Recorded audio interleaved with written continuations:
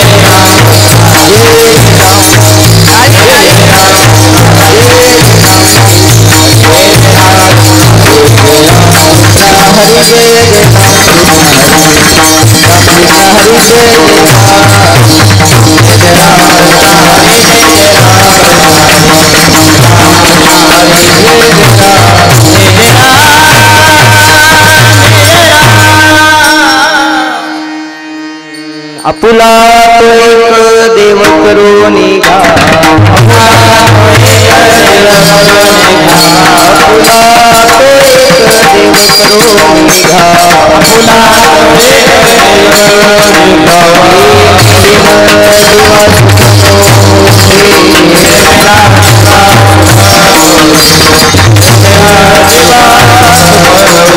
आपुला तो एक देव करो निघा,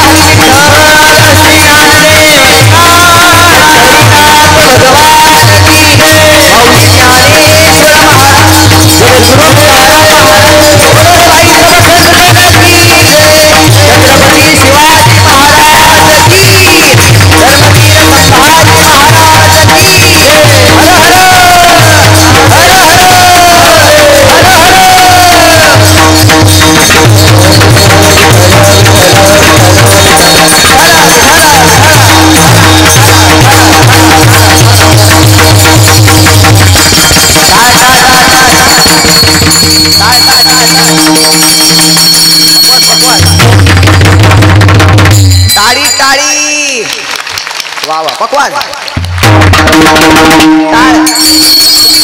टाळी टाळी पकवान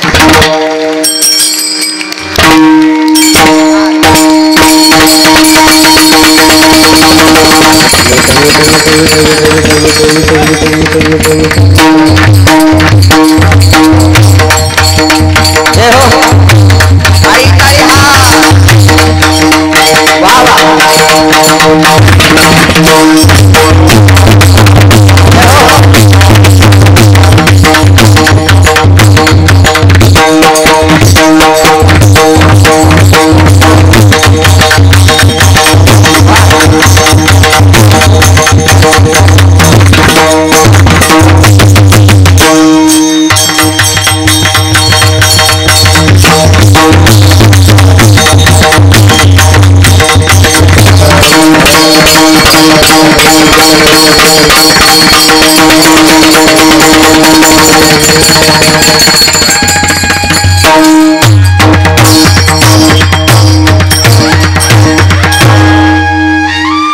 वा एकदा ह्या सर्व मंडळींसाठी जोरदार टाळ्या वाजवा. आपुला तो एक देव करून घ्यावा तेने विन जीवा सुख नोही एरती माईके दुःखाची जनती नाही आदी अंती अवसान अविनाश करी आपुले आईसे लावे मना पिसे गोविंदा ते एरती माईके दुःखाची जनती नाही आदी अंती अवसान तुका म्हणे का मरणेची सरे उत्तम चिवरे कीर्ती मागे एरती माईके दुःखाची जनती नाही आदि अंती अवसान समचरण सरोजम सांद्रणीला बुदाभम जगननिहित पाणी मंडल मंडलाना तरुण तुलसी माला कंदरम कंजनेत्रम सदैवलहासं विठ्ठलं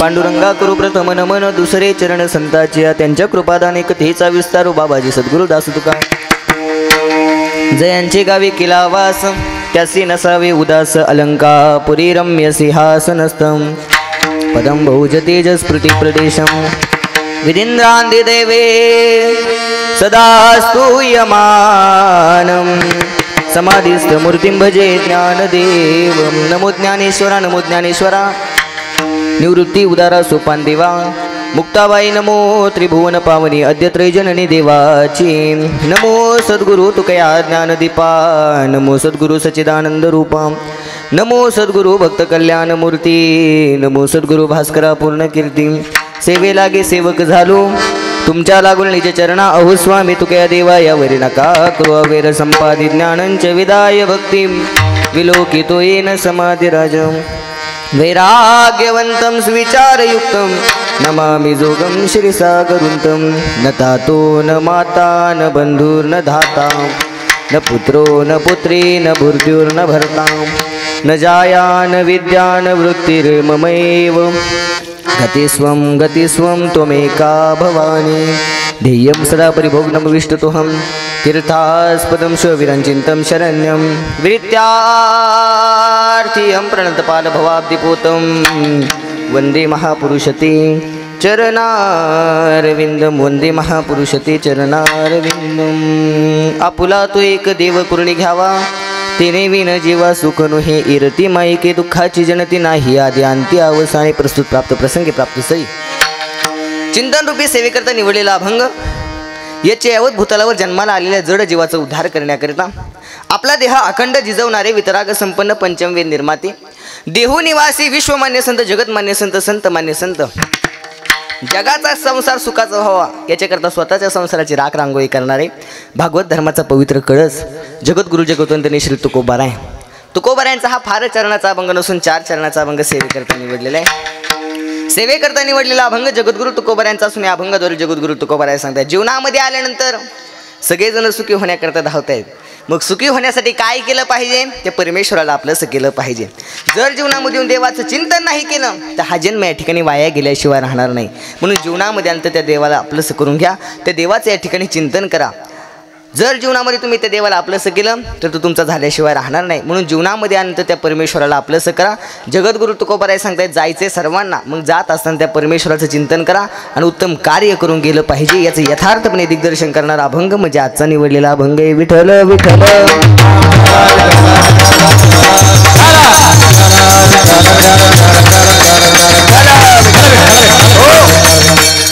आज आपल्या सर्वांना ज्ञात आहे किम निमित्ताने आपण सर्वजण आज या ठिकाणी जमलेलो आहे पुण्यभूमी पावन क्षेत्र श्री सोनकिरे आणि या गावामध्ये चालू असणारा आपला भव्य दिव्य स्वरूपाचा अखंड हरिनाम सप्ताह तथा श्री ज्ञानेश्वरी पारायण सोहळा वर्ष 50वे सुवर्ण महोत्सवातील आज या ठिकाणी ही दुसऱ्या दिवसाची कीर्तन सेवा समस्त ग्रामस्थ मंडळ सोनकिरे असतील तुमच्या सगळ्यांचा निरोप ज्यांनी माझ्यापर्यंत पोहोचवला असे आमचे लाडसाहेब असतील त्याचबरोबर या ठिकाणी दुसरे आमचे प्रमोदजी पाटील साहेब असतील खूप दिवसांपासून त्यांची इच्छा होती मागे एकदा मी इथं एडे मच्छिंद्र गावामध्ये कीर्तनाला आलो होतो आणि कीर्तनाला आल्यानंतर ते तिथं आले होते कीर्तन ऐकायला तेव्हापासून त्यांची इच्छा होती महाराजांना आपल्या गावामध्ये आणायचं आणि त्यांची इच्छा आज पूर्ण झाली खूप दिवसांपासून मला फोन केला होता म्हणले महाराज आमच्या गावामध्ये खूप मोठा सप्ताह असतो म्हणलं ठीक आहे म्हणजे यावर्षी तुमची सेवा या ठिकाणी आयोजित केलेली तुम्हाला या ठिकाणी यावं लागेल त्यांच्या विनंतीला मान देऊन तुमच्या सर्वांचे दर्शनाचा योग खूप गोड नियोजन तुम्ही सर्व मंडळींनी या ठिकाणी केलेले सर्व या ठिकाणी ग्रामस्थ मंडळ सोनकिरे सर्वांना या ठिकाणी द्यावेत तेवढे धन्यवाद थोडेच आहेत खूप गोड आज पहा दुसरा दिवस असल्यागत वाटतच नाही आहे मंडपामध्ये जागर असल्यागत वाटतोय आज सगळं मंडप भरून पाठीमागं माणसं बसलेली आहेत बसलेत नका पाहू मागं सगळं मंडप या ठिकाणी फुल भरलेलं आहे भरपूर मंडळी आज या ठिकाणी कीर्तनाला आलेली खूप गोड या ठिकाणी स्वरूप आज या ठिकाणी कीर्तनाला आहे सुवर्ण महोत्सव 50 वर्ष झाली तुम्ही सगळेजण या ठिकाणी ही सेवा अखंडितपणे अविरतपणे चालवत आहात नक्कीच तुम्हाला द्यावेत तेवढे धन्यवाद थोडेसे खूप गोड या ठिकाणी आपला सोन्यासारखा सप्ताह आहे नाव सुदे सोनकिरे आणि सुवर्ण महोत्सव आहे आणि सगळा सोन्यासारखा आपला या ठिकाणी सप्ताह आहे खूप एखाद्या बापाने आपल्या एकुलत्या एक मुलीचं लग्न जितक्या थाटामध्ये करावं तितक्याच थाटामध्ये तुम्ही सर्व सोनकिरे ग्रामस्थांनी हा आपल्या सुवर्ण महोत्सवाचा कार्यक्रम आयोजित केलेला आहे सर्वांना या ठिकाणी द्यावेत तेवढे धन्यवाद थोडेच खूप गोड या ठिकाणी नियोजन तुम्ही सर्व मंडळींनी केलेले आज कीर्तनाला साथी करणारा गायनाचार्य असतील मृदुंगाचार्य असतील खूप गोड आज या ठिकाणी साथीला आहेत दोन्ही गायनाचार्य ज्यांनी पहिली चाल म्हणली असे आमचे महाराज नाव काय शिंदे महाराज असतील खूप गोड या ठिकाणी चाल घाली एकदा त्यांच्यासाठी जोरदार टाळ्या वाजवा दुसरे आमचे महाराज महेश महाराज असतील खूप गोड या ठिकाणी दोघं मिळून गातात त्यांच्यासाठी सुद्धा एकदा जोरदार टाळ्या वाजवा मृदुंगाचार्य तर काय पकवाजवर अशी कातीन टाकल्यागत पकवाज वाजवत आहेत नाव काय महाराज आपलं तुषार महाराज असतील खूप गोड या ठिकाणी पकवाज वाजवत आहेत त्यांच्यासाठी एकदा जोरदार टाळ्या वाजवा खूप गोड या ठिकाणी ही त्रिमूर्तीच आज या ठिकाणी उपस्थित आहेत तिघांना सुद्धा या ठिकाणी मनापासून धन्यवाद हार्मोनियम वादक बाबांचं नाव काय रघुनाथ महाराज असतील जाधव खूप गोड या ठिकाणी ते सुद्धा हार्मोनियम वाजवत आहेत त्यांच्यासाठी एकदा टाळ्या वाजवा खूप गोड ही सगळी मागचे टाळकरी मंडळी असतील सर्वांना या ठिकाणी खूप गोड नाचतायत. सर्वांना मनापासून धन्यवाद. विनेकरी असतील, चोपदार असतील, सगळ्यांना धाकामध्येच ठेवले. पुढं सरकामधलं की सरकायचं. हां खूप गोड आहे आणि वजरदार माणूस. एकदा त्यांच्यासाठी सुद्धा जोरदार टाळ्या वाजा. विनेकरी बाबा माझ्याकडे रागाने पाहिल्यात, मी राहिलो त्यांच्यासाठी सुद्धा एकदा जोरदार टाळ्या वाजवा.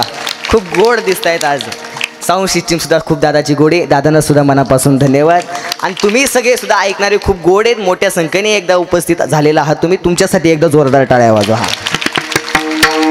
दोन्ही यूट्यूब चॅनल असतील, आमचे विश्व माऊली यूट्यूब चॅनलचे सर्व माझ्यासोबत आलेले आमचे जिवलक मित्र हरिभक्त परायण रोहित महाराज गोरे स्वतः कीर्तन करतात. आमच्या गुरुजींसोबत ते असतात. पण आज म्हणले महाराज तुमच्या कार्यक्रमाला मी आज येणार आहे आणि माझ्या विनंतीला मान देऊन आज ते या ठिकाणी उपस्थित आहेत. सगळ्यांनी त्यांच्या चॅनलला सबस्क्राईब करा, लाईक करा आणि घंटी वाजवायला विसरू नका. तिकडं आमचे दुसरे महाराज, नाव काय दादा? हां की नाही दादा असतील, त्यांचासुद्धा या ठिकाणी यूट्यूब चॅनल आहे. त्यांच्यासाठी सुद्धा जोरदार बाळा.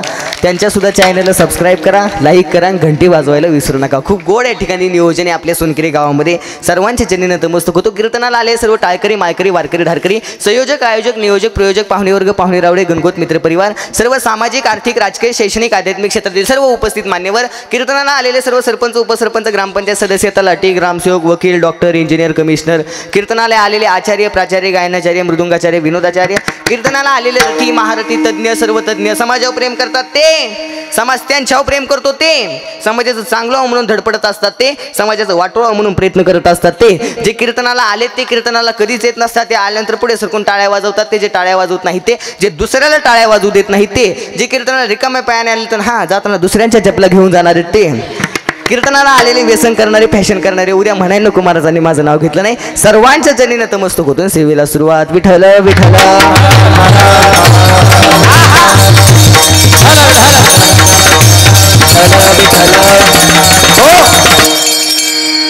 सर्वांच्या चरणी. अगदी थोडं मी या ठिकाणी कीर्तन करणार, त्यामुळे सर्वांगाचे कान करून ऐकायचे. आज भरपूर मंडळी कीर्तनाला काही आवरोजून आलेत बरं का महाराज. आज बारकं दिसतंय, काळे एक गोरे, कसं बोलते असं आवर्जून पाहायला आलेले. पण सर्वांनी असं थोडा वेळ फक्त मी बोलणार, त्यामुळे सर्वांगाचे कान करून ऐका. भरपूर मुलंसुद्धा आज या ठिकाणी मोठ्या संख्येने उपस्थित आहेत. परंतु कीर्तनामध्ये उठायचं, मोठ्याने बोला, मंडपाला आवाज गेला पाहिजे. कीर्तनामध्ये उठायचं, वा, कुणाला उठू द्यायचं, कीर्तनात बडबड करायची, कीर्तनात भांडणं करायची, कीर्तनात विठ्ठल विठ्ठल म्हणायचं. खूप गोड आहेत आपले सोनकेरीची लहान मुलं. असंच या ठिकाणी सगळ्यांनी शांत राहा बरं का. हां, कुणी धिंगाणा घालू नका, कीर्तनामध्ये उठू नका. हां, थोडा वेळ मी या ठिकाणी कीर्तन करणार आहे. भरपूर मंडळी आज या ठिकाणी कीर्तनाला आलेले आहेत. थोडा वेळ मी या ठिकाणी कीर्तन करणार आहे, त्यामुळे सर्वांगाचे कान करून ऐकायचे. विठ्ठल विठ्ठल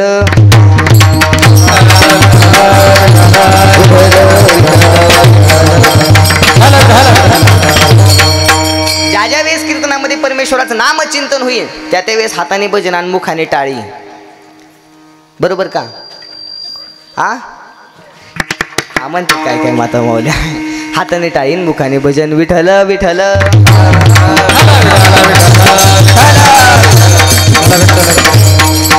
सगळेजण आज या ठिकाणी कीर्तनाला पाहिजे असं वातावरण आहे. त्यामुळे सर्वांगाचे कान करून ऐका. थोडा वेळ मी या ठिकाणी अगदी 11च्या पुढे 1 मिनिट सुद्धा जाणार नाही, त्यामुळे सर्वांगाचे कान करून ऐका. आपण भाग्यवान आहे, आपल्याला भारत देशामध्ये जन्म मिळाला. मी सांगेल तुम्हाला, भारतासारखा देश नाही, महाराष्ट्रासारखं राज्य नाही, पंढरपुरासारखं तीर्थ नाही, पांडुरंगासारखं दैवत नाही, ज्ञानोबा तुकोबारायासारखे संत नाही, ज्ञानेश्वरीसारखा ग्रंथ नाही, वारकरी संप्रदायासारखा पंत नाही, रामासारखं आचरण नाही, कृष्णासारखं चातुर्य नाही, चाणक्यासारखी कूटनीती नाही, भरतासारखा भाऊ नाही, उर्मिलेसारखी जाऊ नाही, कोल्हे इतका लबाड नाही, कावडे इतका धूर्त नाही, माणसाच्या शरीरासारखं शरीर नाही, आणि छत्रपती शिवरायांसारखा राजा पुन्हा या भारत देशामध्ये होणे नाही, पुन्हा या भारत देशामध्ये होणे नाही.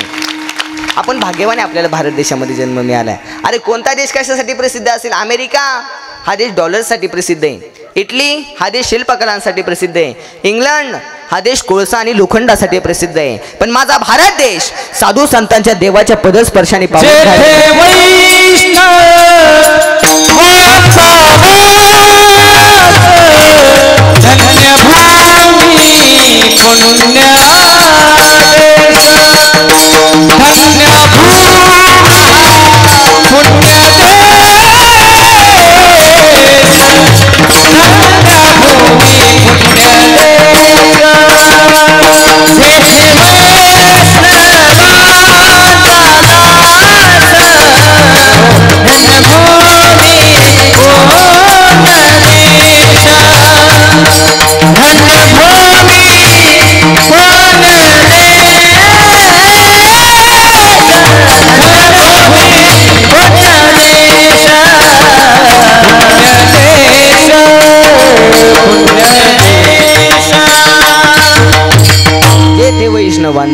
धन्यभूमी पुण्यदेश. आपण भाग्यवान, आपल्याला भारत देशामध्ये जन्म मिळाला. मी सांगत होतो कोणतीही कला पैशाने विकत घेता येईल. डॉलर्स पैशाने विकत घेता येतील, लोखंड कोळसा हे सुद्धा पैशाने विकत घेता येईल, पण साधू संतन पवित्र संस्कृती पैशाने विकत घेता येत नाही. ते आपल्या भारत देशामध्ये. म्हणून भारतासारखा दुसरा देश नाही. आपण भाग्यवान, आपल्याला भारत देशामध्ये जन्म मिळाला. त्यातल्या त्यात आणखीन भाग्यवान आहे महाराष्ट्रामध्ये आपला जन्म झाला. आपण या ठिकाणी भाग्यवान आहे. जन्म मिळाला त्या देवाचं चिंतन करण्यासाठी. महाराज सांगतात, देवे दिला देह भजना गोमटा, तोया झाला फाटा बाधिकेचा. भजना करता हा अमूल्य किमतीचा नर त्या परमेश्वराने आपल्याला दिलेला आहे. मग जीवनामध्ये आणतं त्या देवाला या ठिकाणी भजलं पाहिजे. दिले इंद्रिय हात पाय कान, डोळे मुख बोलाया वचन, जेणे तू जोडसी नारायण, नासे जीव पण भोग. देवाला भेटून पुन्हा जन्मायचं, पुन्हा मरायचं, ही एरजार संपवण्यासाठी देवाने आपल्याला हा नृत्य दिलेला आहे. एवढे सुंदर हात दिलेत. हाताने काय केलं पाहिजे? हाताने काय केलं पाहिजे? परमेश्वराच्या भजनामध्ये टाळी वाजवली पाहिजे. पायांनी काय केलं पाहिजे? जोपर्यंत चांगले तोपर्यंत आषाढी कार्तिकी पंढरपूरची वारी केली पाहिजे. कानांनी काय केलं पाहिजे? परमेश्वराचं गुणगान ऐकलं पाहिजे. डोळ्यांनी काय केलं पाहिजे? डोळे तुम्ही घ्या रे सुख, डोळे तुम्ही घ्या रे तुम्ही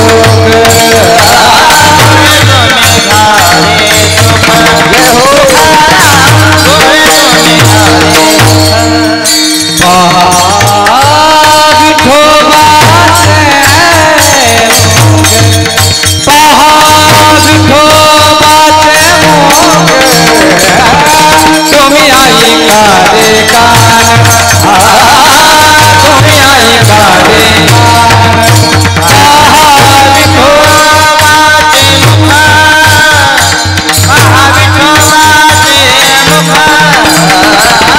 तुम्ही आई कारे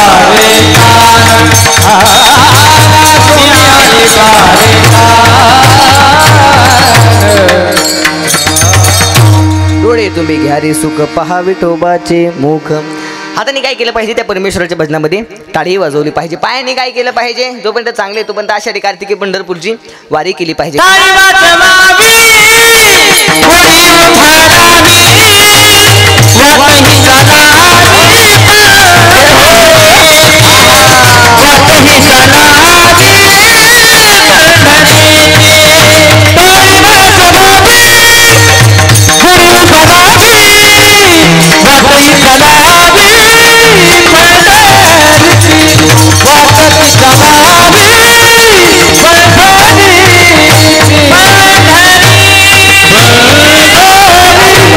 गुरु बिरावी वाटते चालावी पंढरीची. लक्ष देऊन ऐका. पायाने काय केलं पाहिजे? तोपर्यंत चांगले तोपर्यंत आषाढी कार्तिकी पंढरपूरची वारी केली पाहिजे. कानाने त्या परमेश्वराचं गुणगान ऐकलं पाहिजे. डोळ्यांनी काय केलं पाहिजे? त्या परमेश्वराचं मुख पाहिलं पाहिजे. आणि तोंडाने काय केलं पाहिजे? चांगली चांगली हॉटेलं बघून खाल्ली पाहिजे. तोंडाने काय केलं पाहिजे? परमेश्वराचं नामचिंतन केलं पाहिजे. एवढा अनमोल किमतीचा नर त्या परमेश्वराने भजना करता दिलाय. म्हणून म्हणतात ना, काय योग साधला जन्म तुला लाभला, कोण देव पावला रे नरदेह लाभला. खूप योगायोगाने आपल्याला हा जन्म मिळालेला. आपण माणूस व्हायच्या अगोदर गाढव झालो, बैल झालो, डुक्कर झालो, नाळीतला किडा झालो. प्रत्येक योनीमधनं फिरत आलो. एक एक योनी कोटी कोटी फेरा, मग लागे वारा मनुष्य देहाचा. शेवटची पाळी एक मनुष्य जन्म. शेवटी आपल्याला हा नरदेह मिळालेला आहे. मिळालाय जन्म. मी देहाला आल्यानंतर त्या परमेश्वराचं चिंतन केलं पाहिजे. लक्ष देऊन ऐका बरं का. अनमोल किमतीचा नरदेह त्या परमेश्वराने आपल्याला, आंधळ्याच्या हातामध्ये कावळा सापडावा तसा आपल्याला हा नरदेह मिळालेला आहे. मी देहाला आल्यानंतर उत्तम कर्म केलं पाहिजे. परमेश्वराचं चिंतन केलं पाहिजे. जन्माला आल्यावर आपण सगळं काही करतो. घर बांधायचं असेल तर नियोजन करतो, गाडी घ्यायची असेल तर आपण नियोजन करतो, लग्न करायचं असेल तर नियोजन करतो, लग्न झाल्या मुलं कधी व किती पाहिजेत याचं नियोजन करतो, झालेली मुलं कोणत्या शाळेत पाठवायची याचं नियोजन करतो, घरामध्ये टी व्ही कोणत्या कंपनीचा घ्यायचा याचं नियोजन करतो, घेतलेल्या टी व्हीला कोणत्या कंपनीचा डिश बसवायचा याचं नियोजन करतो. एवढंच नाही, घरामध्ये मोबाईल कोणत्या कंपनीचा घ्यायचा याचं नियोजन करतो. अरे घेतलेल्या मोबाईलला कोणत्या कंपनीचं सिम टाकायचं याचं नियोजन करतो. एवढ्या बारीक बारीक गोष्टींचं नियोजन करतो. पण भजन कधी करायचं याचं कधी नियोजन करणार? तो परमेश्वर मला भेट कधी दिली याचं कधी नियोजन करणार? विठ्ठल विठ्ठल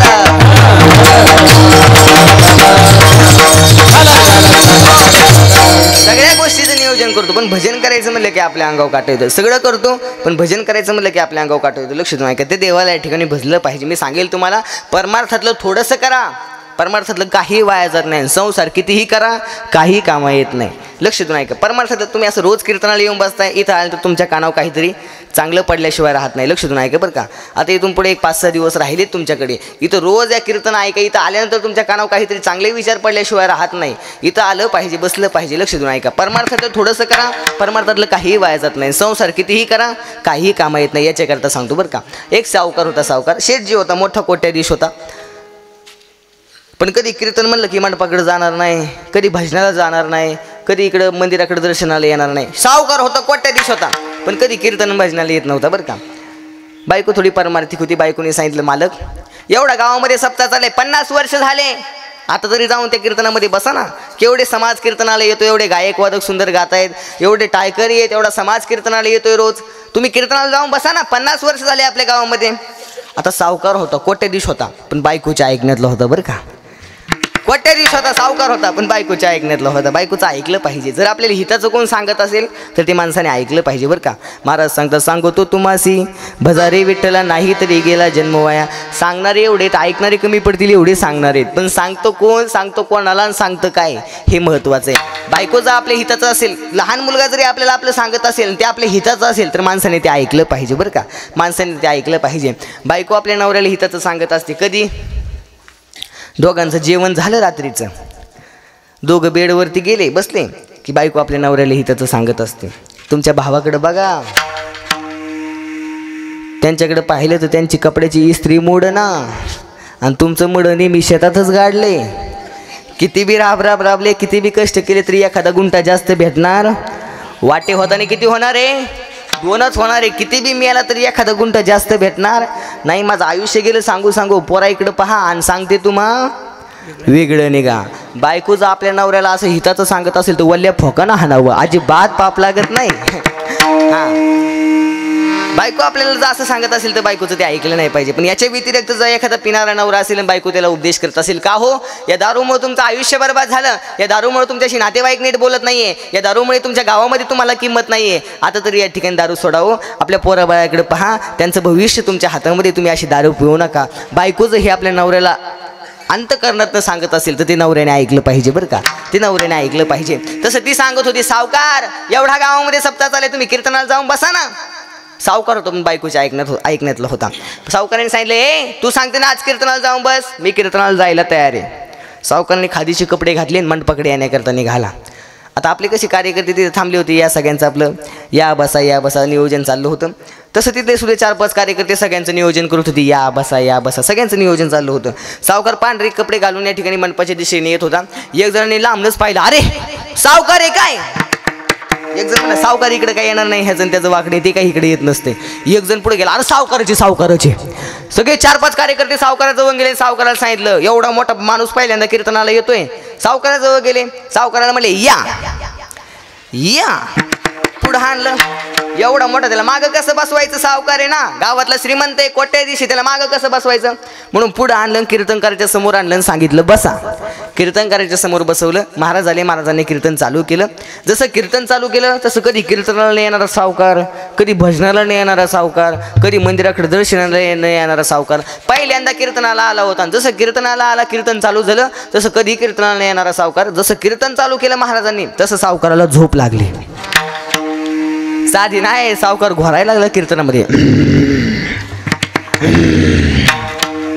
2 तास कीर्तन झालं तरी देखील सावकार झोपलाय. कीर्तन झालं, सगळेजण आपापल्या घरी निघून गेले. मंडपामध्ये आता फक्त एकटे विनेकरी राहिले होते आणि सावकार झोपला होता. तर विनेकरी होते पण जरा गरम डोक्याचे होते. विनेकरी म्हणले, अरे पहिल्यांदा कीर्तनाला आलाय सावकार आणि इथं येऊन सुद्धा झोपलाय.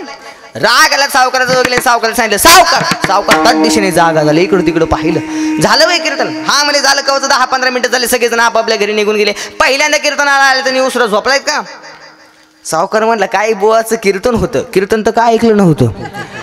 काय बुवाचं कीर्तन होतं, घरी 2-2 गोळ्या खाऊन झोप लागत नाही. जसं कीर्तन चालू केलं तशी गाढ झोप लागली.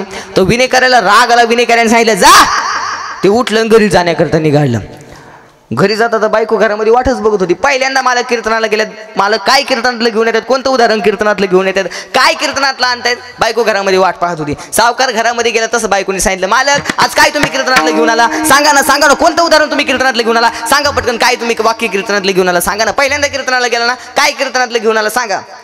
सावकाराने सांगितलं, अगं पहिल्यांदा तुम्हाला कीर्तनाला पाठवलं पण दुर्भाग्य माझं तिथं जाऊन सुद्धा मला झोप लागली ग, मला काही कीर्तनातलं आठवत नाही. बायको म्हणे, मालक पहिल्यांदा कीर्तनाला गेलाय तर तिथं जाऊन सुद्धा झोपलात का, काहीतरी तुम्हाला कीर्तनातलं आठवत असेल ना, सांगा ना काहीतरी तुम्हाला कीर्तनातलं. नाही ग मला काही कीर्तनातलं आठवत नाही. अहो सांगा तुम्हाला काहीतरी कीर्तनातलं आठवत असेल, तुम्ही पूर्ण वेळ थोडी झोपताय. काहीतरी नाही अगं खरंच मला काही आठवत नाही, जसं कीर्तनाला गेलो तशी मला झोप लागली. अहो काहीतरी आठवत असेल ना, बघा ना आठवा ना. सावकार म्हणला, थोडंसं आठवते. हा म्हणजे काय आठवते सांगा. आई काय आठवते, ज्यावेळेस मी मंडपाकडे चाललो होतो त्यावेळेस 4-5 कार्यकर्ते माझ्याजवळ आले, मला म्हटले या पुढं आणलं, कीर्तनकाराच्या समोर नेलं, सांगितलं बसा. कीर्तनकाराच्या समोर बसवलं, कीर्तन झाल्या विनेकरी पहारेकरी मला म्हणला जा. एवढंच आठवते, बाकीचं काही आठवत नाही. बायको म्हणली, एवढंच आठवते ना, तेवढ्याचा जप करा. आता सावकार होता कोट्याधीश होता पण बायकोच्या ऐकण्यातला होता, एवढ्याचा जप करायला लावलाय ना. बायको रात्री झोपाय निघून गेली, सावकार झोपाय निघून गेला आणि रात्री त्या सावकाराला आपलं जप करायला लावलं होतं. कशाचा, या बसा, एवढ्याच 3 शब्दाचा जप करा. रात्रीच्या 2 वाजोपर्यंत सावकार जप करत होता, या बसा. तुम्ही सांगा, या बसा. एवढ्याच 3 शब्दांचा रात्रीच्या 2 वाजोपर्यंत सावकाराचा जप चालू होता. 9 ते 11 आता कीर्तनात मस्त झोप झाली होती. 2 वाजोपर्यंत सावकाराचा जप चालू. बायकोने सांगितलं नाही एवढ्याचा जप करा, तेवढ्याचाच जप करा, या बसा. रात्रीच्या 2 वाजता सावकाराच्या घरावरती दरोडा पडला. 4-5 चोर सावकाराच्या घरामध्ये घुसले. जसं चोरांनी घरामध्ये पाऊल टाकला, सावकाराचा जप चालू झाला. सावकार म्हणला, या. चोर म्हणले, आता काय खरं नाही. सावकाराने आपल्याला पाहिले, बसा बसा बसा खाली, लपा. सगळे खाली बसले. सावकाराने पुढचा शब्द टाकला, बसा. चोर म्हणले, आता काय आपलं खरं नाही, इथून गेलं पाहिजे, नाही तर सावकार दांडक्याने आणि चला. सगळे जायला निघाले. सावकाराने पुढचा शब्द टाकला, जा. चोर म्हणले, या बी म्हणते, बसा बी म्हणते, जा बी म्हणते. सावकाराची काही कमी ओळख नाही, सावकाराची पार वरपर्यंत ओळख आहे. सावकार आपल्याला काही उद्या शोधून काढेल, रात्री सावकाराला मॅनेज केला पाहिजे. पुन्हा ती 4-5 चोर घरामध्ये आले. आता सावकार ह्यांना म्हणलं होतं का या बसा जा, सावकाराचा आपलं जप चालू होता.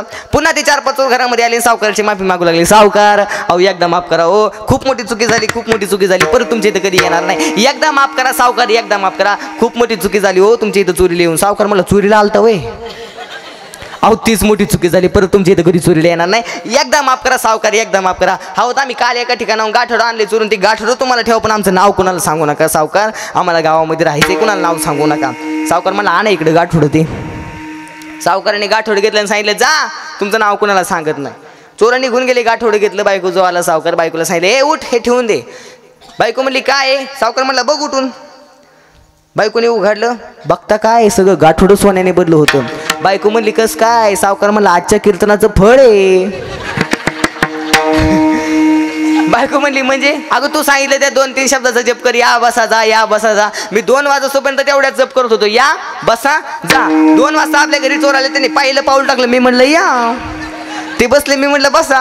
ते जायला निघाले, मी म्हटलं जा. त्यांना वाटलं मी पाहिले, ते मला आले, म्हटलं एवढं गाठोडं तुम्हाला ठेवा पण आमचं नाव कोणाला सांगू नका. त्यांनी हे गाठोडं दिले, ठेवून दे. बायको म्हणली, माय सगळं गाठोडं सोन्याने बदलं होतं. बायकोने सांगितलं, मालक कीर्तनाला गेलात, लक्ष देऊन ऐका, पहिल्यांदा कीर्तनाला गेलात आणि कीर्तनाला जाऊन व्यवहारातले निरुपयोगी 3 शब्द तुम्ही कीर्तनातले घेऊन आलात. परमेश्वराने तुम्हाला एवढं गाठोडं दिलं मालक, सांगायचं तात्पर्य एवढंच, सगळं कीर्तन जर तुम्ही लक्ष देऊन ऐकलं असतं तर तो परमेश्वरच तुम्हाला मिळाला असता मालक, तो परमेश्वर तुम्हाला मिळाला असता. सांगायचं मुद्दा, परमार्थातलं थोडंसं करा, परमार्थातलं काही वाया जात नाही. आणि संसार कितीही करा, संसारातलं काही कामा येत नाही. विठ्ठल विठ्ठल.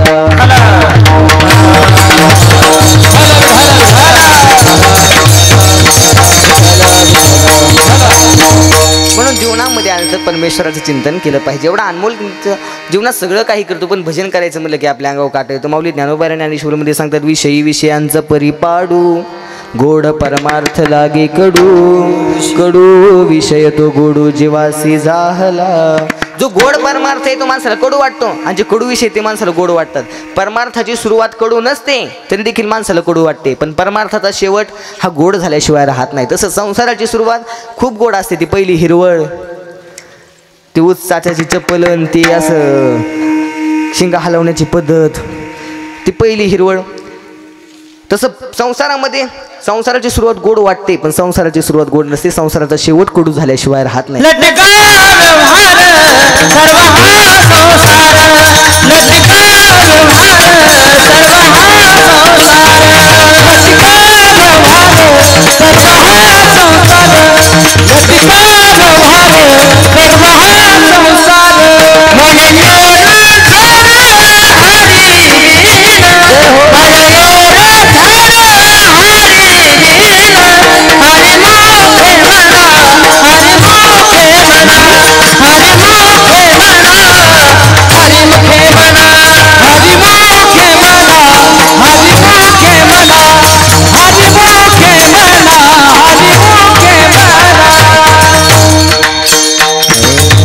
लटिका व्यवहार सर्व हा संसार वाया येरझार हरिबिन. म्हणून काय केलं पाहिजे? हरिमुखे म्हणा, हरिमुखे म्हणा, पुण्याची गणना कोण करी. जीवनामध्ये आल्याने त्या देवाला या ठिकाणी भजलं पाहिजे. जर जीवनामध्ये येऊन देवाचं चिंतन नाही केलं, हा जन्म या ठिकाणी वाया गेल्याशिवाय राहणार नाही. वाया जाणं म्हणजे काय माता माऊलीनं? वाया जाणं म्हणजे काय? जी गोष्ट ज्याच्या करताय त्याच्याकरता जर तिचा उपयोग झाला नाही तर वाया जाणं. आता हा माईक आहे, या माईकचं काय काम आहे? माझा आवाज तुमच्यापर्यंत पोहोचवणं. येतोय ना सर्वांना मागंपर्यंत आवाज? या माईकचं काम आहे माझा आवाज तुमच्यापर्यंत पोहोचवणं. पण हा माईक जर माझा आवाज तुमच्यापर्यंत पोहोचवत नसेल, हा माईक या ठिकाणी वाया गेला. तसं भजनाकरता हा नरदेह दिलाय आणि जीवनामध्ये येऊन जर भजनच नाही केलं तर जन्मसुद्धा वाया गेल्याशिवाय राहणार नाही, वाया गेल्याशिवाय राहणार नाही. म्हणून काय केलं पाहिजे? महाराज सांगतात, सांगतो तुम्हासी भजा रे विठ्ठला. त्या देवाला तुम्ही या ठिकाणी भजा. आणि नाही भजलं, हा जन्म या ठिकाणी वाया गेल्याशिवाय राहणार नाही. सुखी व्हायचं असेल तर काय केलं पाहिजे? महाराज सांगतात, त्या परमेश्वराचं तुम्ही चिंतन करा, त्याला या ठिकाणी आपलंसं करा. पण आपल्या जीवनात एक देव असतोय का? देव असतो का? होय हो सोनकरेकर, असतोय का? अजिबात नाही. आपण सोमवार आलं की महादेवाचं भजन करतो, बरोबर आहे ना? मंगळवार आलं की अनादि निर्गुण प्रगटली भवानी,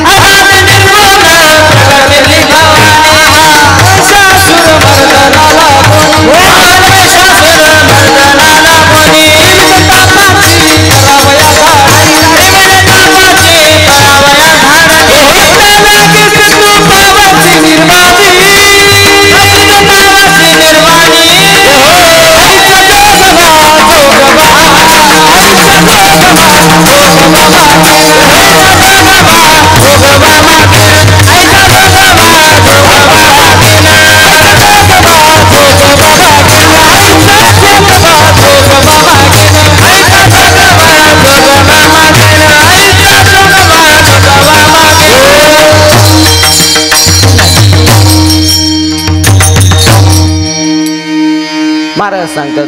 मंगळवार आलं की देवीचं भजन करतो. बुधवार आलं की एक गाऊ आम्ही विठोबाचे नाम पांडुरंगाचं भजन करतो. गुरुवार आलं की दत्ता दिगंबराया हो स्वामी मला भेट द्या हो, दिगंबरा दिगंबरा श्रीपाद वल्लभ दिगंबरा. गुरुवार आलं की भगवान दत्तात्रयांचं भजन करतो. शुक्रवार आलं की पुन्हा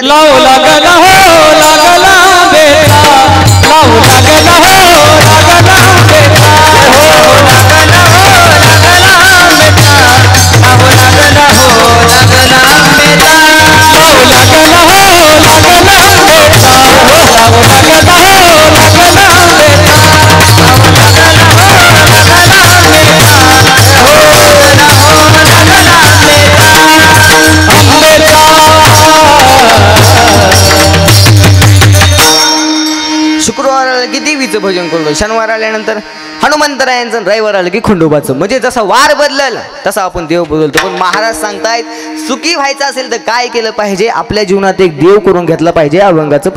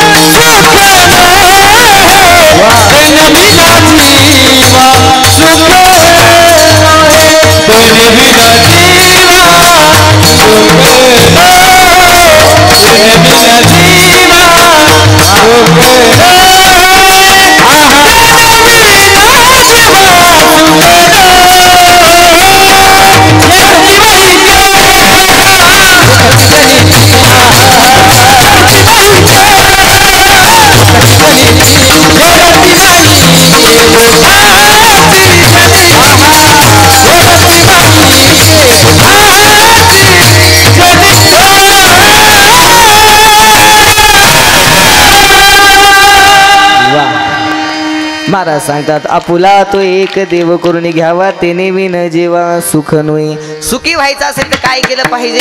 आपल्या जीवनामध्ये एक देव करून घेतला पाहिजे. त्याच्याशिवाय आपण सुखी होऊ शकत नाही. मग त्या देवाला आपलंसं केलं पाहिजे, त्या देवाचं चिंतन केलं पाहिजे. सगळं काही करतो पण भजन करायचं आपलं म्हणलं की आपल्या अंगावर काटा येतो. त्या देवाला जर तुम्ही आपलंसं केलं तर तो परमेश्वर तुमच्यासाठी येतो ना. भागवतातलं उदाहरण सांगेन मी तुम्हाला, लक्ष देऊन ऐका. चित्रकूट पर्वतावरती एक गजेंद्र नावाचा हत्ती राहत होता. तो गजेंद्र नावाचा हत्ती होता. 50 पत्न्या होत्या, 350 मुलं होती. लक्ष देऊन ऐका बरं का. खूप मोठा त्या गजेंद्राचा परिवार होता. एक दिवस काय झालं, विहार करण्यासाठी ही सर्व मंडळी जंगलामध्ये चालली. आणि जंगलामध्ये जात असताना इकडे लक्ष द्या सगळे. जंगलामध्ये जात असताना गजेंद्र पुढे चालले. गजेंद्र हत्ती पाठीमागं 50 पत्न्या, त्याच्या पाठीमागं 350 मुलं. मोठा परिवार होता गजेंद्रचा. लक्ष देऊन ऐका बरं का. विठ्ठल विठ्ठल विठ्ठल. मोठा परिवार होता. गजेंद्र पुढे चाललाय, पाठीमागं 50 पत्न्या, त्याच्या पाठीमागं 350 मुलं. एवढा मोठा गजेंद्रचा परिवार होता. गजेंद्रला अभिमान होता. अरे काय मला कशाची कमी, एवढा मोठा माझा परिवार आहे, कोण माझं काय वाकडं करणार आहे. गजेंद्र पुढे चालला होता, मस्तीमध्ये दिमाकामध्ये चालला होता, IT मध्ये चालला होता. जात असताना आपली सोंड झाडाला या ठिकाणी बुंदाच्या पशी बांधायचं आणि मोठमोठी झाड अशी उचलून फेकायचं. एवढा बलवान होता, एवढा शक्तिशाली होता. फांदीला सोंड गुंडायचं आणि मोठमोठी झाड अशी उचलून बाजूला फेकून द्यायचं. दिमागात चालला होता, IT चालला होता, विहार करण्यासाठी चालला होता तो परिवार. गजेंद्र पुढे चाललाय, पाठीमागं 50 पत्नी, त्याच्या पाठीमागं 350 मुलं. एवढा मोठा गजेंद्रचा परिवार. उन्हाळ्याचे दिवस होते, जंगलामध्ये चालली होती. उन्हाळ्याचे दिवस असताना दुपारची प्रहर होता. पत्नीने सांगितलं, मालक खूप या ठिकाणी जंगलामध्ये आपण विहार केला, आता थोडंसं या ठिकाणी पाणी पिण्यासाठी गेलं पाहिजे, कुठेतरी या ठिकाणी पाणी पिण्यासाठी जागा शोधा. त्यावेळेस गजेंद्राने सांगितलं, चला माझ्यासोबत आपण सगळेजण एका सरोवरावरती जाऊयात. सगळेजण गजेंद्र पुढे चालले, पाठीमागं 50 पत्नी, त्याच्या पाठीमागं 350 मुलं एका सरोवरावरती आले. सगळेजण सरोवरावरती आलेत. खूप तहानलेले होते. सगळ्यांनी या ठिकाणी पोट भरून पाणी प्यायलं. आता पाणी प्यायल्यानंतर तिथून त्यांनी जायला पाहिजे होतं, पण मस्ती करण्याच्या उद्देशाने सगळेजण त्या सरोवरामध्ये उतरले आणि खेळू लागले, जलक्रीडा करू लागले पाण्यामध्ये. आता कधी कधी तुमचं सुख दुसऱ्याचं दुःख बनू शकेल म्हणून विचार करून पाऊल टाकला. ते सरोवर होतं एका मगरेचं. मगरीने विचार केला, अरे कोण आपलं सरोवर गडू करते, एवढं पाण्यामध्ये मी राहते आणि माझं सरोवर गडू करण्याकरता आलेत का. मगरीला राग आला, चौताळून गेली, पुढे चालणाऱ्या गजेंद्राचा पाय पकडला. गजेंद्राला सुरुवातीला वाटलं कोणी काहीच नाही म्हणून गजेंद्राने आपला पाय झटकला. मगरीला राग आला, मला आव्हान. मगर पुढं गेली, पुढं चालणाऱ्या गजेंद्राचा जाम पाय धरला. आता गजेंद्राला कळालं पाण्यामध्ये या ठिकाणी आपल्याला पाय धरलेले आहे. आता ती मगर या ठिकाणी गजेंद्राला ओढू लागली. गजेंद्राला वाटलं आता आपल्याला या ठिकाणी संकट आलेले. गजेंद्राने काय केलं, पत्न्यांना आवाज दिला, मुलांना आवाज दिला, हे पहा पाण्यामध्ये कोणतरी मला आतात खेचते. कारण पाण्यामध्ये मगरीची ताकद जास्त असते. मगर गजेंद्राला आतात खेचू लागली. गजेंद्राने सांगितलं, पाण्यामध्ये माझा कोणीतरी पाय आतमध्ये ओढते, मला या ठिकाणी वाचवा. मग पत्न्यांनी मुलांनी सोंडीला सोंड अडकून सोंड शेपूट करून गजेंद्राला बाहेर ओढण्याचा प्रयत्न केला. गजेंद्र आता बाहेर ओढत असताना पाण्यामध्ये मगरीची ताकद जास्त असल्याने मगरीने एकदा झटका मारला, हत्तीच्या झुंडी खाली पडायच्या. अनेक वर्ष युद्ध चालू होतं. संत वर्णन करतात ना,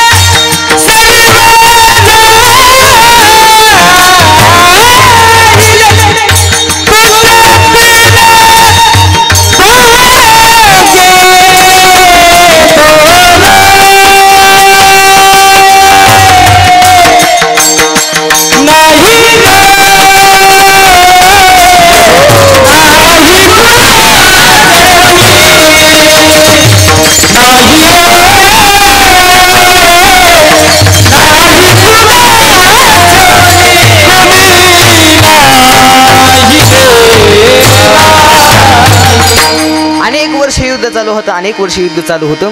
संत वर्णन करतात, गजेंद्र तो हत्ती सहस्र वर्ष जळा माझे नखडे पिरियेला. अनेक वर्ष युद्ध चालू होतं. मुलांनी विचार केला, मुलं वडिलांजवळ गेले, गजेंद्र हत्तीजवळ गेले. गजेंद्र हत्तीला सांगितले, हे पहा आता आम्ही या ठिकाणी आम्ही जातो, आम्हाला आमचा संसार या ठिकाणी करायचा आहे. मुलं सोडून निघून गेली. गजेंद्राला वाईट वाटलं, अरे जीवनभर मी या मुलांसाठी कष्ट केले, तर मला जी मुलं मला ज्यावर वेळ आल्यानंतर मला या ठिकाणी सोडून गेली. गजेंद्राला वाईट वाटलं.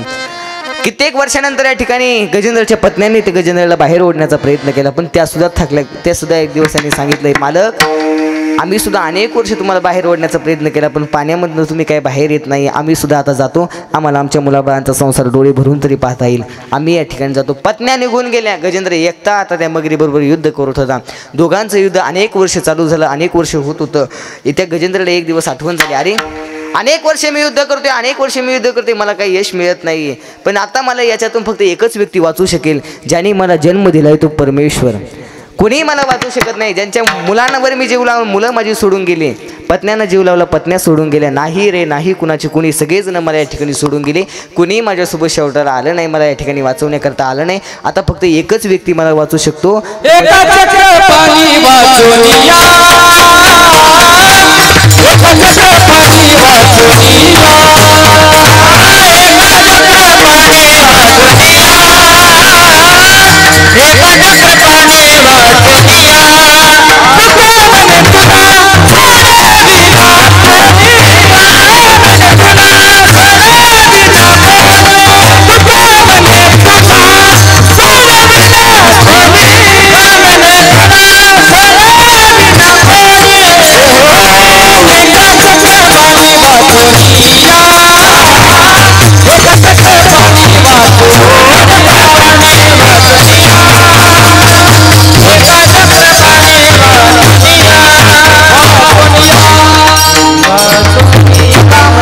सोडविना कोणी एका चक्र पाणी वाचून या.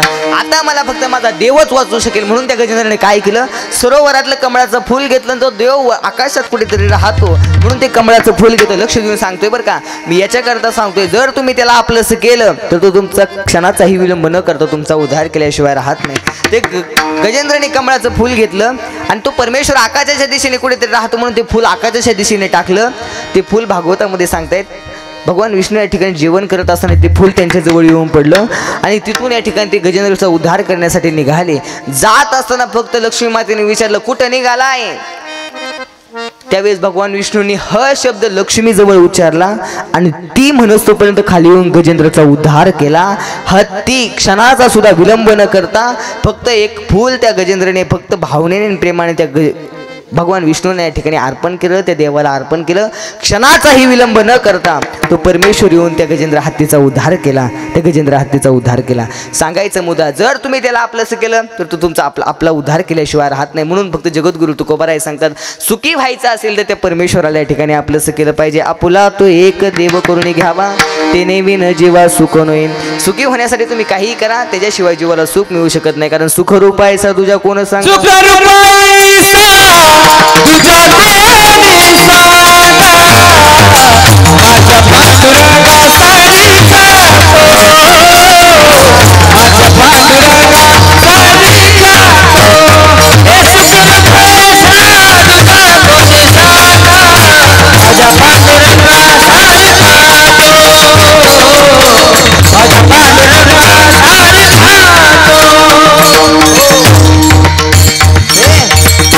रूपाई साधूजा कोण सांगा, माझ्या पांडुरंगा सारी खातो. देवाशिवाय सुख देणार कोणी नाही, म्हणून ते देवाला आपलंसं केलं पाहिजे. आणि जर जीवनामध्ये देवाचं चिंतन न करता जर तुम्ही बाकीच्या गोष्टी करत राहताल तर या ठिकाणी हा संसार दुःख दिल्याशिवाय राहणार नाही. हे सगळं बाबांनो दुःख देणारे माईक आहे. मी या दुःखातून वाचण्याकरता काय केलं पाहिजे, त्या परमेश्वराचं चिंतन केलं पाहिजे. मी सुरुवातीला सांगितलं, परमार्थातलं थोडंसं करा, परमार्थातलं काही वाया जात नाही. संसार कितीही करा, संसारातलं काही कामा येत नाही. म्हणून माणसाने परमार्थ केला पाहिजे. हे जग बाबांनो माईक आहे, दुःख रूप आहे.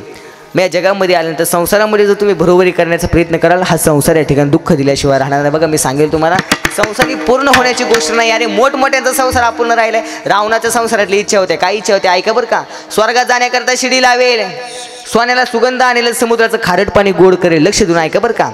मेला रावण, जळाली लंका. ज्याची लंका सोन्याची होती त्याच्याकडे 80,000 बायका होत्या, सगळे देव त्याच्याकडे बंदीशाळेमध्ये होते. तो रावण, संसारातली इच्छा होते, स्वर्गात जाण्याकरता शिडी लावेल. मेला रावण, जळाली लंका. पण आज ना स्वर्गात जाण्याकरता शिडी आहे, ना समुद्राचं पाणी गोड आहे, ना सोन्याला सुगंध आहे. मोठमोठ्या संसारातले इच्छा अपूर्ण राहिले. साधं संसारातलं उदाहरण पहा. एखादं मंदिर बांधलं, मंदिराचं काम कधी पूर्ण होतं? इकडं पुरुष मंडळी, मंदिराचं काम कधी पूर्ण होतं? ज्यावेळेस मंदिरावरती कळस बसतो त्यावेळेस आपण काय म्हणतो? मंदिराचं काम पूर्ण झालं. माऊलींच्या भाषेत देवळाच्या कामा कळसू. ज्यावेळेस मंदिरावरती कळस बसतो आपण म्हणतो मंदिराचं काम पूर्ण झालं. तसं संसारामध्ये बघा बरं का, तुम्हाला समजेल. संसारामध्ये किती बी मोठा बंगला बांधा, वरती गज काढूनच ठेवलेले असतात. मागं पुढं बांधता येईल. संसार ही पूर्ण होण्याची गोष्ट नाही. कितीही संसारामध्ये तुम्ही बरोबरी करा, संसार दुःख दिल्याशिवाय राहणार नाही. हे जग बाबा दुःख दिल्याशिवाय राहणार नाही, याच्याकरता सांगतो बरं का. संसारामध्ये कसं राहिलं पाहिजे माहिती आहे का माया हो? संसारामध्ये कसं राहिलं पाहिजे माहिती आहे का?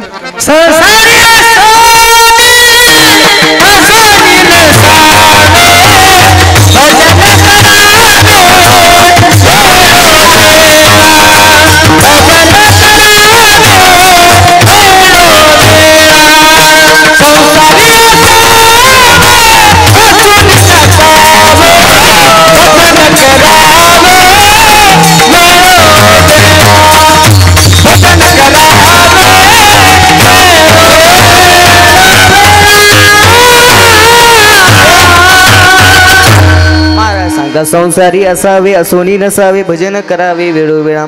संसारामध्ये कसं राहिलं पाहिजे माहिती का माया हो? दह्यात पडलेल्या केशागत. कशागत? दह्यात पडलेल्या केसागत. दह्यातलं केस काढायला काय ताण होतो का? त्रास होतो का? अजिबात नाही. बरं, दह्यातलं केस बाहेर काढला तर कळतो का दह्यातनं बाहेर आला हो? अजिबात नाही. त्याला दही सुद्धा चिटकत नाही. तसं माणसाने संसारामध्ये राहिलं पाहिजे. पण आपले लोक संसारामध्ये कसे राहतात माहिती आहे का? वाळलेल्या ज्वारीच्या भाकरीत केस अडकावा. तुटून येतो का सुटून येतो? तुटून येतो का सुटून येतो? तुटून येतो पण सुटून येत नाही. माणसाने कसं राहिलं पाहिजे? दह्यात पडलेल्या केसागत. संसार कुणाचा पूर्ण झाला नाही. संसारामध्ये दुःख, संसारात दुःख देण्याकरता याच्याकरता एक उदाहरण सांगतो, लक्ष नाही का? एक फकीर होता. फकीर कोण होता पोरांनो? कोण होता? मोठ्याने बोला. फकीर होता. दिवसभर गावातनं भजन करायचं. हे राम हे राम हे राम हे राम श्रीराम. गावातनं भजन करत फिरायचं. फकीर होता, संन्याशी होता, लग्न वगैरे काही केलं नव्हतं. दिवसभर भजन करायचं. संध्याकाळच्या वेळेला एक मोठं झाड होतं आणि त्या झाडाला असा कट्टा बांधला होता आणि त्याला ते बाहेर कसा कट्टा बांधलाय तसा कट्टा बांधला होता झाडाला आणि त्या झाडाच्या कट्ट्यावरती येऊन बसायचा. रात्रीचं झोपायचा. दिवसभर हाच नाही, दिवसभर फिरायचा. कुणी संध्याकाळी खायला दिलं तर जेवायचा आणि कट्ट्यावरती यायचं आणि कट्ट्यावरती येऊन झोपायचा. त्या कट्ट्याला खाली कट्टा म्हणता का वटा म्हणता तुम्ही? वटा कट्टा दोन्ही म्हणता ना? नाही तर काही काही ठिकाणी भाषेमध्ये फरक होतो. थोडंसं गाव बदलला, तालुका बदलला, जिल्हा बदलला की भाषेमध्ये फरक होतो. 10 गाव बदलली तरी भाषेमध्ये थोडासा फरक होत असतो बरं का. मी एकदा असं नांदेडला कीर्तनाला गेलो. तिथे गेल्यानंतर एक 4-5 कार्यकर्ते माझ्याजवळ पळत आले. मला म्हणले, महाराज बरं झालं वेळेवर आल्या. काय म्हणले? वेळेवर आल्या. मी खाली पाहिलं, मुलं धोतर असून आल्या. माझ्याकडे कधी गडबडीत साडी बिडतो नेसून आहे ना आलो. तसं तुम्हाला माझी भाषा कळती ना. ते म्हणले बरं झालं वेळेवर आल्या. म्हणलं हा आल्या आता वेळेवर. म्हणले तुम्ही जेवल्या का? म्हणलं नाही जेवायच्या आता. काय बोलते? भाषेमध्ये थोडासा फरक. आमचे गुरुजी सांगतात कानडी आणि केला मराठी भ्रातर एकाची उत्तर एकाने. आपल्या महाराष्ट्रातलं कर्नाटकमध्ये गेलं शिकाय. कुठे गेलं? कर्नाटकमध्ये गेलं शिकाय. तिकडे गेलं, तिकडे नोकरीला वगैरे लागलं, शिकण्याकरता गेलं होतं. शिकलं तिकडे, नोकरीला सुद्धा तिकडेच लागला. तर नोकरीला तिकडे लागल्यामुळे त्यांनी छोकरी सुद्धा तिकडचीच केली. त्यांनी विचार केला लग्न इकडे केले, आता पूजा गावाकडे येऊन करावी. तर आता ती कर्नाटकीची बाई होती, हे आपलं महाराष्ट्रातलं. तिची भाषा ह्याला कळा नाही, ह्याची भाषा त्याला कळा नाही, पण आवडली म्हणून लग्न केलं. त्याने विचार केला लग्न तिकडे केलंय, पूजा गावाकडे येऊन करावी, म्हणजे आपल्या महाराष्ट्रामध्ये. तिला घेऊन महाराष्ट्रामध्ये आलं. सुंदर असा मंडप टाकला, पाहुणे रावळ्यांना जेवायला बोलवलं. आणि ती कर्नाटकीवरून बाहेर तिथे आतमध्ये नटत होती. तर बायांचं लय असं ते एखाद्याच्या मैतीला जरी जायचं म्हटलं तरी त्या नटून निघत्या. तशी ती आतमध्ये नटत होती. आणि त्यांचं ते नटापटा ठेवायचं साहित्य काय, ते खांद्यावर बोचकं काय, पर्स ते आमचे ड्रायव्हर मामा आम्हाला नसरापूरच्या बाजारामध्ये गावली. 2 तास सापडली, शोधली कुणाची 2 तास त्या पर्सला कोणी वालीच सापडली नाही. म्हणलं मामा बघा काय त्या पर्समध्ये. मामाने चेन खोली. म्हणले महाराज. म्हणलं काय आहे? काय नाही. म्हणले टिकल्याचं पाकिट आहे. म्हणलं किती टिकल्यात? म्हणले 6 आहेत. म्हणलं 3 तुम्ही लावा आणि 3 मला द्या. म्हणलं आता काय करता? तशी ती आतमध्ये नटत होती. नटून वगैरे झालं, बाहेर येऊन सगळ्यांना कढी वाढत होती. कढी लापशी वगैरे सुंदर जेवायचा बेत केला. कढी लापशी आहे ना इकडं? कढी लापशी सुंदर असं जेवायला बेत केला होता. ती कर्नाटकीवरून बाय आली, ती आतमध्ये बाहेर आली आणि कढीचं घेतलं आणि कढी वाढत होती सगळ्यांना. काय वाढत होती? कढी वाढत असताना काय झालं, तिच्या नाकामध्ये होती एक नथ. काय होती? नथ. त्या नथीमध्ये एक मोती होता. मोती तो मोती निसटला आणि वाटत असताना एक जणाच्या कडीमध्ये पडला. आणि तीच भाषा कर्नाटकी ही जेवणार आपल्या महाराष्ट्रातलं. ती याला म्हणते अण्णा कडी तर मुतो. तिला काय म्हणायचं होतं कडीमध्ये मोती पडलाय पण तिची भाषा वेगळी. ती म्हणली अण्णा कडी तर मुतो. हे मला ठेंगाच देत असते कडीच असते का ते. विठाला विठाला विठाला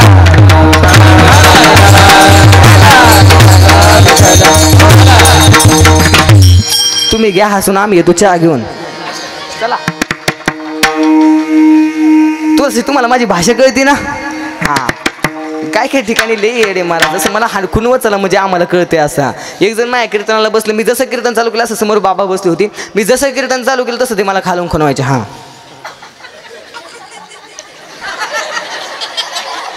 मला वाटायचं बाबांचं लय अभ्यास आहे काय की. मी अख्खं कीर्तन बाबांकडे बघून केलं. कीर्तन झालं तर सप्ताह कमिटीला विचारलं म्हणलं बाबांचं लय अभ्यास दिसतोय. म्हणले भैरे येते ऐकाय येत नाही म्हणजे. आता काय जोडून घ्यायचं का त्यासमोर. लय येडे महाराज लय. यांच्या नादीच लागायचं नाही. दोघं जण येडे होते. एक येडं समोर येत होतं आणि एक येडं हिकून येत. ह्या येड्याच्या हातामध्ये होती पिशवी. हे येडं पुढच्या येड्याला जाऊन म्हणते ए ह्या पिशवीत काय हे जर तू टाकलंस त्याच्यातले अंडे तुला काही ना आता कळेल काही ना गेल्यावर कळेल घरी गेल्यावर रस्त्याने. आणि हे किती आहेत हे जर ओळखलं तर 8च्या 8 तुला. आणि कशाचे हे जर ओळखलं का कोंबडी तुलाच. तरी पुढचा कसा करतो हे मला थोडासा वेळ दे नाही तर ऑप्शन दे मी विचार करून सांगतो. याला प्रश्नासहित उत्तर दिलं. लई येडे महाराज. तिथून एक जण म्हशी उचललं होतं आणि एक जण खाली होतं. खालचे वर चढायला म्हणते ए खाली उतर पोलीस पकडत्याल. कुणाला म्हणते म्हशी उचललेल्याला खाली उतर पोलीस पकडते. वरचं म्हणते काऊन पकडत्याल. खालचं म्हणते हेल्मेट कुठे हेल्मेट. म्हशी उचललेलं. वरचं म्हणते अरे ही 4 व्हीलर हिला हेल्मेट बिलमेट काहीच लागत नाही. आता म्हशीला 4 पाय असतात. 4 व्हीलर उतरले तिथनं टेरेसवर जाऊन झोपले रात्री. जसं टेरेसवरती गेले तसं पाऊस थोडासा येत होता. बुरबुर बुरबुर पाऊस थोडासा आला. ते येडं दुसऱ्या येड्याला कसं करते राम भाऊ खाली चल म्हणले आभाळाला बोळ पडल्यात खाली चल. दोघांनी बिस्तर उचललं खाली जाण्याकरता निघाली. खाली आले की जोरात वीज काढली. ते येडं दुसऱ्या येड्याला कसं करते राम भाऊ खाली जायची गरज नाही. वेल्डिंगवाले आले वेल्डिंगवाले. लय येडे. इथं कोण राम भाऊ नाही ना. नाही तुम्हाला जायचंय गावाच्या बाहेर. हा लय येडे ह्यांचे ना. त्यातले त्यात ते दारोडे. ते जर आपल्यासारखं धोत्रावाल्यानं भेटली ना महाराज त्यांचा पहिला प्रश्न असतो महाराज पेता का पास्ता. त्यांच्या एक नादेलाच लागायचं नाही. 100 टाळकरी असू द्या 100 भजने असू द्या एखादं पेणार असू द्या ते येऊन म्हणते तुम्ही किती चालीचे आहेत आम्हाला माहिती आहे. धारीपाट बंद पाडते आपलं ते. एकदा असंच एसटीने प्रवास करत चाललो. एक दारोडी एसटीमध्ये चढलं. मी पहिल्या सीटवर बसलो होतं. ते माझ्या आलं त्यांना मला म्हणलं उठ. त्यांना म्हणलं दादा माझी सीट आहे तुम्ही मागे येऊन बसा. त्याला काय माहिती कीर्तनकारी का पोतराज आहे. उठ तुम्ही मागे येऊन बसा. त्यांना म्हणलं दादा माझी सीट आहे तुम्ही मागे बसा. ती मलाच म्हणलं उठतो का नाही. मी एक तर माझ्या तब्येतीकडे पाहून विचार केला. म्हणलं आधीच दाढी नाही बॉडी नुसती अंगाची काढी. एक ठोकला तर लावला म्हणलं जाईल तिकडं. पण उठून आपलं मागच्या सीटवर येऊन बसला. त्यांनी पुढं गप बसाव ना ते तेवढ्या गप बसलं नाही. खाली वाकलं महापाय खाजवायला लागलं. 2दा हात झटकला परत खाजवायला. त्याला म्हणलं अरे माझा पाय ते मलाच म्हणते पियाला का काय. त्याला म्हणलं अरे खाली वाकून बघ कुणाचं पाय ते म्हणते माझा कुठं गेला. म्हणलं तू गळ्यात घालून हिंडवतोय म्हणलं. काय त्याच्या मनात आलं तिथून उठलं पुढे बोनेटवर जाऊन बसलं ड्रायव्हरच्या कडेला. ते बोनेट खालनं तापलं होतं ते वरनं तापलं होतं. ते डायरेक्ट ड्रायव्हरचं निरीक्षण करायचं गाडी कशी चालवते. गाडी थोडीशी पुढे गेली आणि एका हॉटेलवरती थांबली. सगळेजण जेवायला खाली उतरले. नाश्ता वगैरे केला. ते दारोडी एक तर गाडीतच बसून राहिलं. नाश्ता वगैरे केला सगळ्यांनी पुन्हा गाडीमध्ये येऊन बसले. ड्रायव्हरनी गाडी चालू केली. ड्रायव्हरला घेर कुठं सापडतोय. घेर इकडे तिकडे पाहिलं. अरे तर घेर होता. घेर कुठे गेला चौबदार घेर कुठे गेला. ड्रायव्हरनीकडे त्याला विचारलं अरे इथं घेर होता इथला घेर कुठे गेला. दारोड मला इथं घेर होता का इथं घेर होता. गाडी चालू झाल्यापासून बघतोय मला तुम्ही ते मागं पुढं मागं पुढं मागं. मला वाटतं तुम्हाला उपसायचं आहे का तुम्हाला उपासला नाही म्हणून बादधराने उपसूनच काढला. अरे घेर होता तो. लय येडे यांच्या नादीच लागायचं नाही. बरं आपला विषय हा चालला होता. आपला मुद्दा हा चालला होता. कुठे चालला होता म्हणा सांग तूच.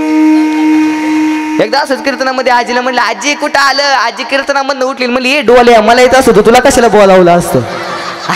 आपला विषय हा चालला होता. आपला मुद्दा हा चालला होता. तो फकीर दिवसभर भजन करायचा आणि संध्याकाळच्या वेळेला त्या कट्टेवरती येऊन झोपायचा. कट्टेवरती येऊन झोपायचा. त्या कट्ट्याला खाली 10 फुटाचा खोल खड्डा होता. एक दिवस गावातनं भजन करत चालला होता. हे राम हे राम हे राम हे राम श्रीराम. गावातनं भजन करत चालला होता आणि त्या गावामध्ये एक वरात चालली होती. वरात माहिती का.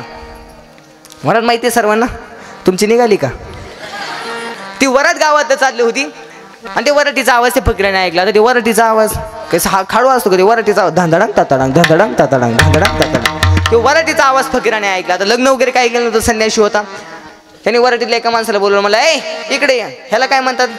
वरातीतलं म्हणलं ह्याला वरात म्हणतात, वरात. फकीर म्हणला वरात म्हणजे नेमकं काय? आता त्यांनी लग्न वगैरे काय करत संन्यास होता. वरात म्हणजे नेमकं काय? तो फकीर वरातीतलं म्हणले एक नवरा असतो एक नवरी असते, त्यांचं लग्न लावून देतात आणि लग्न झाल्यानंतर गावामधून जी मिरवणूक काढते तिला वरात म्हणतात. फकीर म्हणला बर बर बर, आवाज लय मोठा दिसतोय. हा म्हणला मग वरातीचा आवाज आहे. फकीर म्हणला बरं ठीक आहे तुझा. वरातीतलं निघून गेलं, फकीराच्या डोक्यातनं भजन निघूनच गेलं, तोच वरातीचा आवाज, दांदाडांग ताताडांग दांदाडांग ताताडांग. फकीर महाराज कट्ट्यावरती आलं आणि कट्ट्यावरती बसलं. रात्री संध्याकाळच्या वेळेला त्याला झोप लागली आणि झोप लागल्यानंतर त्याला स्वप्न पडलं. लक्ष देऊन ऐका बरं का, मी याच्याकरता सांगतोय स्वप्नात सुद्धा संसारामध्ये सुख नाहीये. कितीही तुम्ही संसारामध्ये सुख शोधण्याचा प्रयत्न करा, संसारात दुःख दिल्याशिवाय राहणार नाही. रात्री फकीराला स्वप्न पडलं. स्वप्न माणसाला दोन प्रकारची पडतात. एक, दिवसभर जे काही केले एक तर त्याचं तरी स्वप्न पडतं, नाही तर झोप लागत असताना आपल्या डोक्यामध्ये जो विचार होतो एक तर त्याचं तरी स्वप्न पडतं. आता संध्याकाळच्या ते दिवसभर त्या फकीराच्या डोक्यामध्ये तो लग्नाचा विषय, लग्नाचा वरातीचा आवाज आणि झोप लागायच्या टायमिंगला त्याच्या डोक्यामध्ये लग्नाचा विषय आणि त्या फकीराला झोप लागली आणि त्याला स्वप्न पडलं. स्वप्नामध्ये त्या फकीराचं त्या संन्याशाचं लग्न झालं. कशामध्ये? कशामध्ये? आता लग्न वगैरे काय केलं तर संन्याशी होता, दिवसभर देवाचं भजन करायचं, म्हणजे वरातीचा आवाज. स्वप्नामध्ये त्या फकीराचं लग्न झालं. बघता बघता 1 वर्ष निघून गेले, 2 वर्ष निघून गेले, त्यांना एक मुलगा झाला. कशामध्ये? कीर्तनात पटपटत असतोय बरं का. बायकोने सांगितलं मालक अहो आतापर्यंत दोघं होतं ठीक होतं, आता तिसरं वाढलं, ह्याला कुठं झोपायचं? फकीर स्वप्नातच म्हणतोय त्यात काय एवढं, तू थोडीशी तिकडं सरक, मी थोडा इकडं सरकतो. आणि फकीर कट्ट्यावरती इकडं सरकला, कट्ट्यावरती तिकडं सरकला. पहिल्या पोराने तर कट्ट्याच्या काठावरती आणलं होतं आणि ते विसरू नका, कट्ट्याला खाली 10 फुटाचा खोल खड्डा होता बरं का. बघता बघता पुन्हा 2 वर्ष निघून गेली, दुसरा मुलगा झाला. बायकोने सांगितलं मालक अहो आतापर्यंत ठीक होतं ठीक होतं, आता 4थं वाढले, ह्याला कुठं झोपायचं? फकीर स्वप्नातच म्हणतोय त्यात काय एवढं, तू थोडीशी तिकडं सरक, मी थोडा इकडं सरकतो. आणि बघता काय फकीर इकडं सारखा गेला, वरून 10 फुटांनी खाली वाढला. माकड हाड मोडलं, माकड हाड. आणि माकड हाड मोडले तर ते असं कट्ट्याला धरून उभं राहते, असं कट्ट्याला धरून उभं राहते. आणि उभं राहिल्यानंतर म्हणते स्वप्नातला संसार जर माकड हाड मोडत असेल, खरा काय करत असेल? विठ्ठला विठ्ठला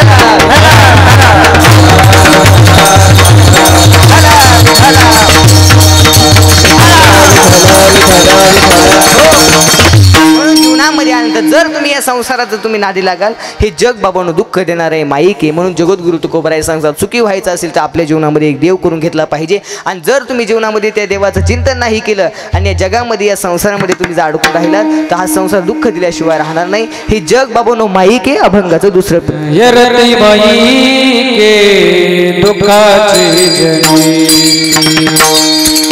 यरती बाई के दुःखाचे जनी, यरती बाई के दुःखाचे जनी, यरती बाई के दुःखाचे जनी, हो यरती बाई दुःखाचे जनी, ये रती माई दुःखाचे जनी,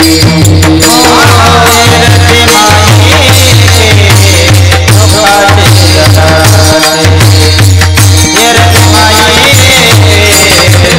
दुःखाचे जनी, ये रती माई दुःखाचे जनी.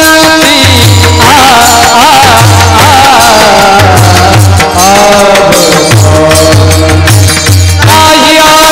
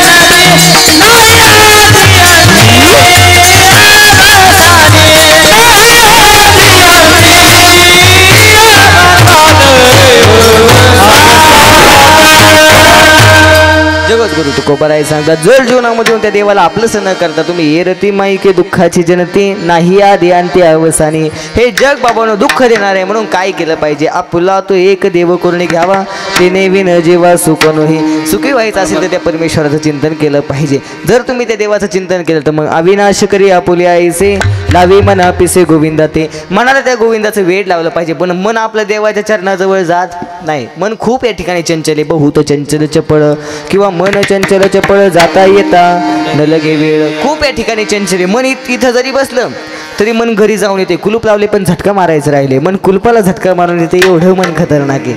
मन इथं जरी बसलं तर कराडला जाऊन येते, एवढं मन या ठिकाणी खतरनाक आहे. ते मन आपलं देवाच्या चरणावरती गेलं पाहिजे. महाराज सांगतात, अविनाश करी आपुले आईसे लावी मना पिसे गोविंदा, ते एकदा मन त्या देवाच्या चरणावरती गेलं तर तो परमेश्वर आपल्या निर्वाणीच्या वेळेला उपस्थित राहणार. आणि अविनाश की आपल्या जीवनामध्ये जे काही दुःख आहे त्याचं निवारण करतो या ठिकाणी तो परमेश्वर. म्हणून त्या परमेश्वराला आपलंसं केलं पाहिजे. आणि जर तुम्ही जीवनामध्ये देवाचं चिंतन नाही केलं तर महाराज सांगतात, आता तरी पुढे हाची उपदेश नका करू नाश आयुष्यात. त्यासाठी काय केलं पाहिजे महाराज सांगतात, सांगतो तुम्हासी भजारे विठला. सगळ्यांनी एकदा हातवरती करा, प्रेमाने मधलं भजन घेऊ. अगदी 10 मिनिटांमध्ये मी कीर्तन सोडणार आहे. सगळ्यांनी हातवरती करा, ज्यांना ज्यांना हात आहेत,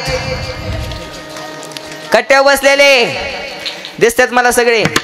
हा, जर तुम्ही आता भजन केलं काय होईल ऐकायचे का? 2 मिनिटं हात खाली घ्या.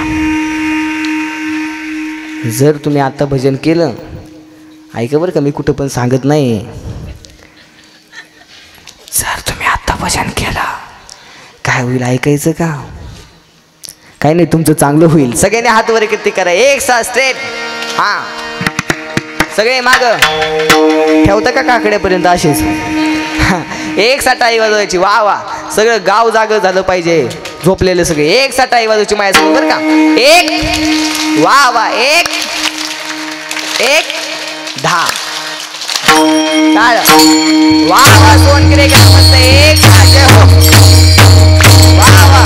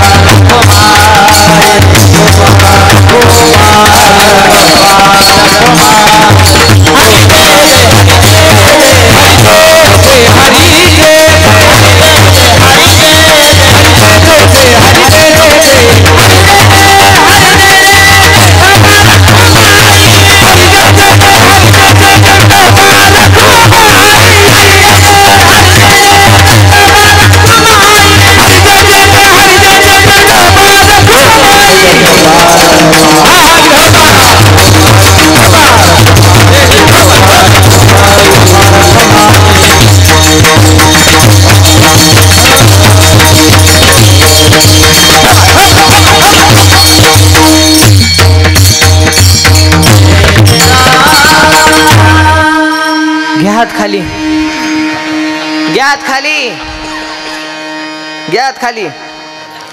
कीर्तन चालू झाल्यापासून सांगतोय भजन करा, भजन करा. सुरुवातीला सगळ्यांनी माझ्यासोबत एक खूप मस्त भजन केलं. ज्यांनी ज्यांनी केलं त्यांना धन्यवाद, नाही केलं त्यांना चौपट धन्यवाद. खूप गोड तुम्ही सर्व मंडळींनी सुरुवातीला भजन केलं. सर्वांना मनापासून धन्यवाद. आज माता माऊले जरा संख्या जास्त आहे. माता माऊले 2 मिनटं माय मग ओव्या म्हणताल का सगळे? होय लाडक्या बहिणींनो, सगळे ओव्या म्हणताल ना माझ्यासोबत? हा, एक साथ फक्त टाळी वाजून बरं का. महिला मंडळ म्हणतील सगळे. आज पुरुषांपेक्षा महिलांची संख्या जास्त आहे बरं का. त्यामुळे सगळ्यांनी फक्त माझ्या मागं 2 मिनटं ओव्या म्हणा. मी एक 5-10 मिनिटांमध्ये कीर्तन सेवा समाप्त करणार आहे. हां, पहिल्यांदा चालू आहे तुमच्या गावाला. सगळ्यांनी टाळी वाजवायची, मोठ्याने ओव्या म्हणायचे बरं का. हां, सुंदर माझी जाती ग फिरते बहुत. वा वा, ओव्या गाऊ कौतुके तू रे बा विठला. वा वा, क्या माग बसलेले. ओव्या गाऊ कौतुके तू रे बा विठला. जीव शिव दोन्ही खुंटे ग प्रपंचाचे नेटे ग. वटने हा लावून पाची मोठे गे तू रे बा विठला.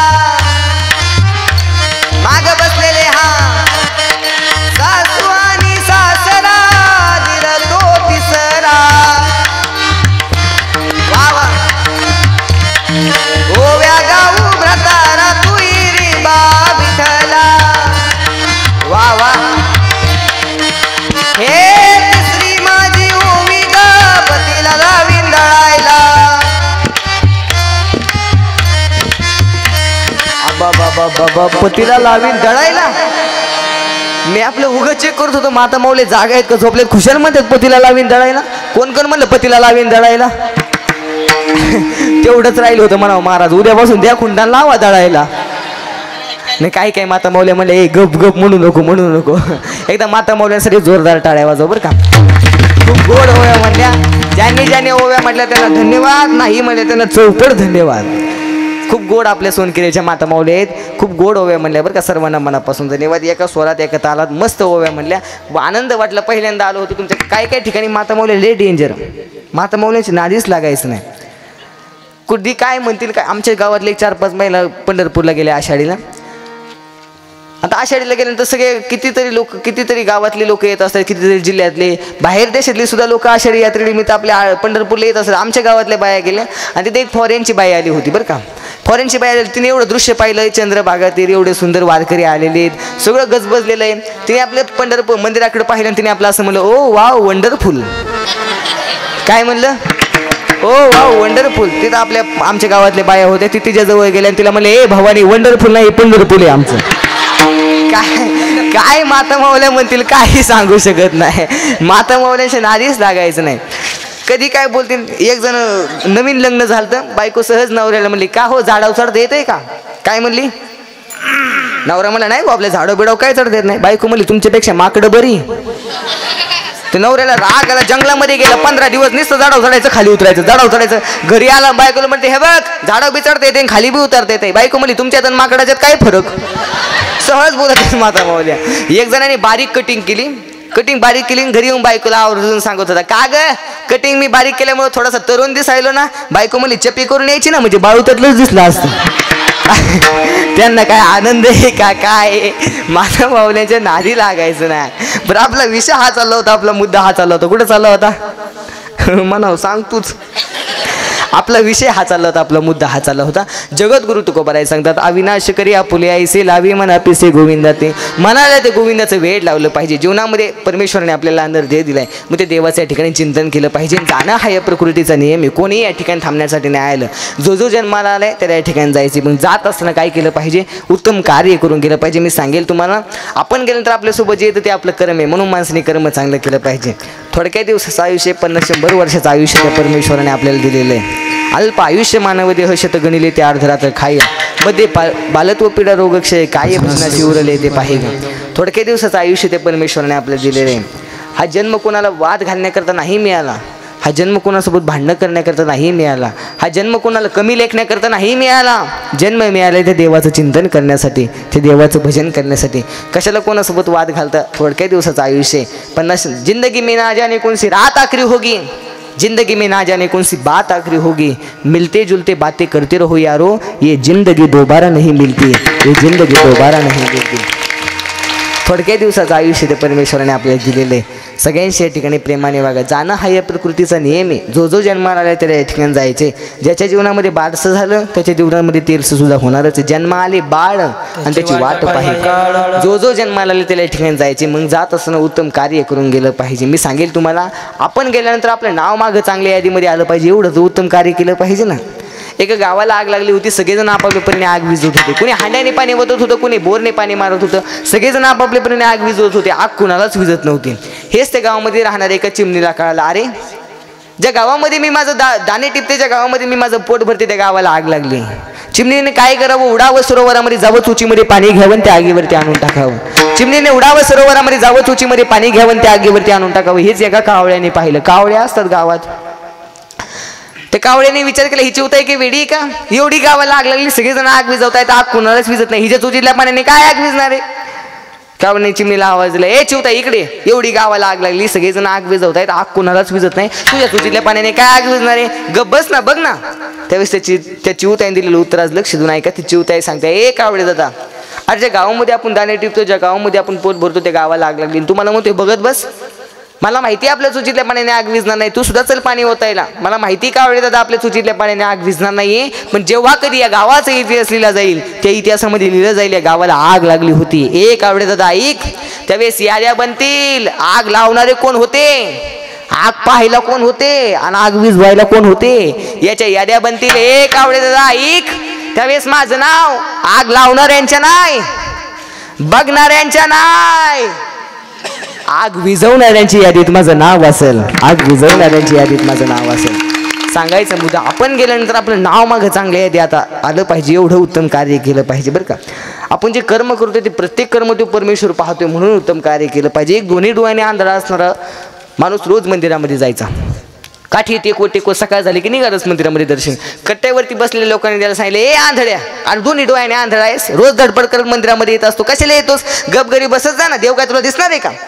त्या आंधळ्या व्यक्तीने दिलेलं उत्तर आज घरी घेऊन जा. तो आंधळ्या व्यक्ती सांगतो, ए मी देव पाहण्याकरता मंदिरामध्ये येत नाही, मी मंदिराचा कळस पाहण्याकरता मंदिरामध्ये येत नाही, मी मंदिरातली मूर्ती पाहण्याकरता मंदिरामध्ये येत नाही. ऐका, मी मंदिर पाहण्याकरता मंदिरामध्ये येत नाही, मी मंदिरातला देव पाहण्याकरता मंदिरामध्ये येत नाही, मी मंदिरात आलेलं माझ्या देवाने पाहावं याच्याकरता रोज मंदिरामध्ये येतोय, याच्याकरता रोज मंदिरामध्ये येतोय. आपण जे कर्म करतो ते प्रत्येक कर्म तो परमेश्वर पाहतो म्हणून उत्तम कार्य केलं पाहिजे. मी सांगेल तुम्हाला, ये जरूरी नहीं कि इंसान हर दिन मंदिर जाए, ये जरूरी नहीं कि इंसान हर दिन मंदिर जाए, लेकिन कर्म ऐसा होना चाहिए इंसान जहाँ भी जाए वहाँ मंदिर बन जाए, इंसान जहाँ भी जाए वहाँ मंदिर बने. अरे आपण जाऊ तिथं मंदिराचं वातावरण तयार व्हावं, याला कर्म म्हणतात. आणि ते कर्म केलं माझ्या छत्रपती शिवरायांनी म्हणून समुद्रात सुद्धा राजांचं स्मारक उभं राहतं. ही राजांची ताकद आहे. गेले हे महात्मे आपण आज आपल्यामध्ये कीर्तिरूपाने जिवंत आहे. ज्ञानोबाऱ्यांना जाऊन 750 वर्ष झाली, ज्ञानोबाऱ्यांचं नाव घेतो. जगद्गुरु तुकोबाऱ्यांना जाऊन 400-450 वर्ष होत आली, जगद्गुरु तुकोबाऱ्यांचं नाव घेतो. छत्रपती शिवरायांना जाऊन 300-350 वर्ष होत आली, छत्रपती शिवरायांचं नाव घेतो. गेले हे महात्मे, गेले दिगंबर ईश्वर विभूती, राहिल्या त्या कीर्ती जगा माझी. पण आज आपल्यामध्ये उत्तम कीर्तीने या ठिकाणी मागे. जगद्गुरु तुकोबाराय सांगतात, जायचंय सर्वांना, मग जात असताना उत्तम कार्य करून गेलं पाहिजे. अभंगाचं शेवटचं चरण. तुका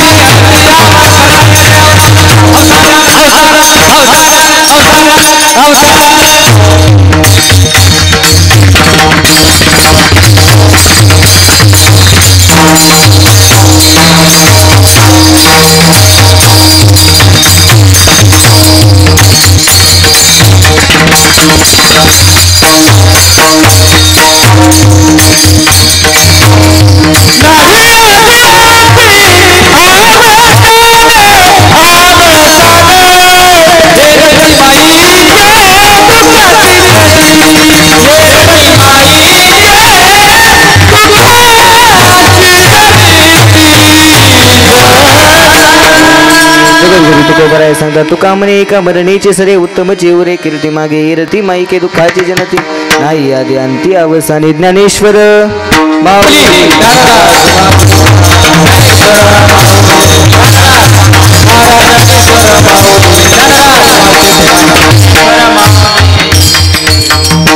कीर्तन सेवा माझी समाप्त झाली.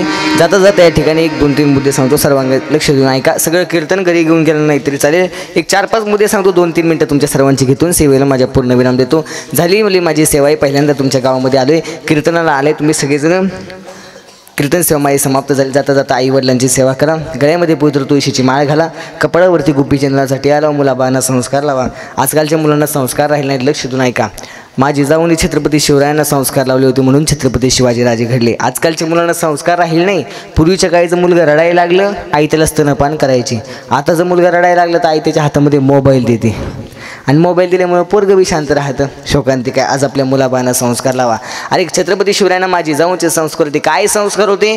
ज्या गावामध्ये छत्रपती शिवाजी महाराज राहत होते त्या गावामध्ये एकदा तमाशाचा तंबू आला. सगळेजण त्या तमाशाच्या तंबूच्या दिशेने जाऊ लागले. राजे लहान होते. सगळे जात आहेत म्हणून आपण सुद्धा जावं म्हणून छत्रपती शिवाजीराजे तमाशाच्या तंबूच्या दिशेने जाऊ लागले. जात असताना मागणं जिजाऊ आईसाहेबांनी पाहिलं. राग आला, आवाज देऊन सांगितलं, ओ राजे तुम्हाला राजेत्र व्हायचंय. राजे तुम्हाला राजेत्र व्हायचे पण बाया नाचवणारा नाही, बाया वाचवणारा राजा व्हायचे. एका वाक्यात छत्रपती शिवाजी महाराज घडले. एका वाक्यात छत्रपती शिवाजीराजे घडले. म्हणून आपल्या मुलाबाळांना सुद्धा संस्कार लावा. आपल्या मुलांना लहानपणापासून जिजाऊ आईसाहेबांनी छत्रपती शिवरायांना रामाच्या कृष्णाच्या गोष्टी सांगितल्या. दानपट्टा कसा चालवायची, तलवार कशी चालवायची, सगळं जिजाऊ आईसाहेबांनी शिकवलं होतं. आपल्या पोरांना पण संस्कार असतात ना. पाण्यात टाकल्या पायानं हलवताच त्याची आई करते, ए माझ्या सोंट्या, ए माझ्या चिमण्या, आत्याची करणार का मामाची करणार, तू सांगूच नको. ते आत्याची बी करत नाही, मामाची बी करत नाही, तिसरंच पळून येतो. वर्षांनीच तिथं डायरेक्ट रिझल्ट घेईल. सांगायचं होतं आपल्या मुलाबाळांना या ठिकाणी संस्कार लावा. आजकालच्या एक मुलांना गुरुजींनी फळ्यावरती गणित दिलं. 4तून 4 गेले. खाली किती राहिले पोरांनो? 0. सगळ्यांनी उत्तर लिहिलं 0 0 0 0. एका बाजाराने उत्तरच लिहिलं नाही. गुरुजी त्याच्याजवळ गेले म्हणे, बा का रे उत्तर लिहिलं नाही? तुम्हाला गुरुजी 4तून 4 गेले, खाली काय राहतच नाही, मग काय डोंबाल लिहू?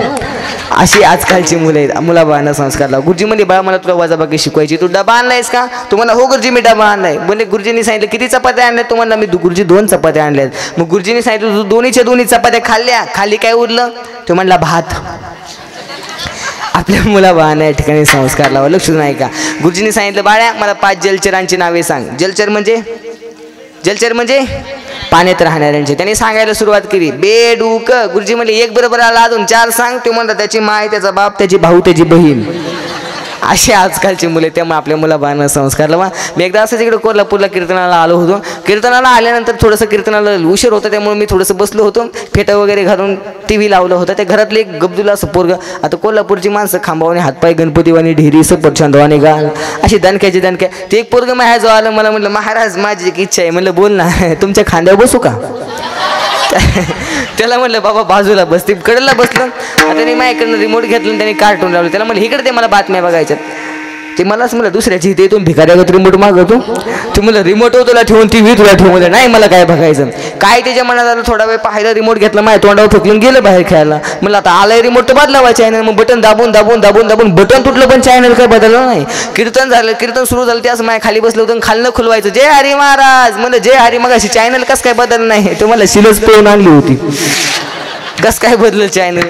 असे आजकालची मुले. त्यामुळे आपल्या मुलाबाळांना या ठिकाणी संस्कार लावा. अरे संस्कार नहीं दिए तो हमारे बच्चे पढ़ेंगे माँ बाप का अपमान कैसे किया जाता है. संस्कार नहीं दिए तो हमारे बच्चे पढ़ेंगे किसी बहन बेटी के साथ बदतमीजी कैसी की जाती है. संस्कार नहीं दिए तो हमारे बच्चे पढ़ेंगे किसी का मर्डर कैसा किया जाता है. आजकालच्या मुलांना या ठिकाणी संस्कार लावा. आई वडिलांची सेवा करा. गळ्यामध्ये पवित्र तुळशीची माळ घाला. मी छत्रपती शिवाजी महाराज आई वडिलांविषयी खूप बोलत असतो पण आज या ठिकाणी वेळ झालेली. जाता फक्त आई वडिलांविषयी या ठिकाणी सांगेल. माय बाप केवळ कासी तिने न जावे तीर्थासी. स्वामी तिने जगाचा आई विना भिकारी.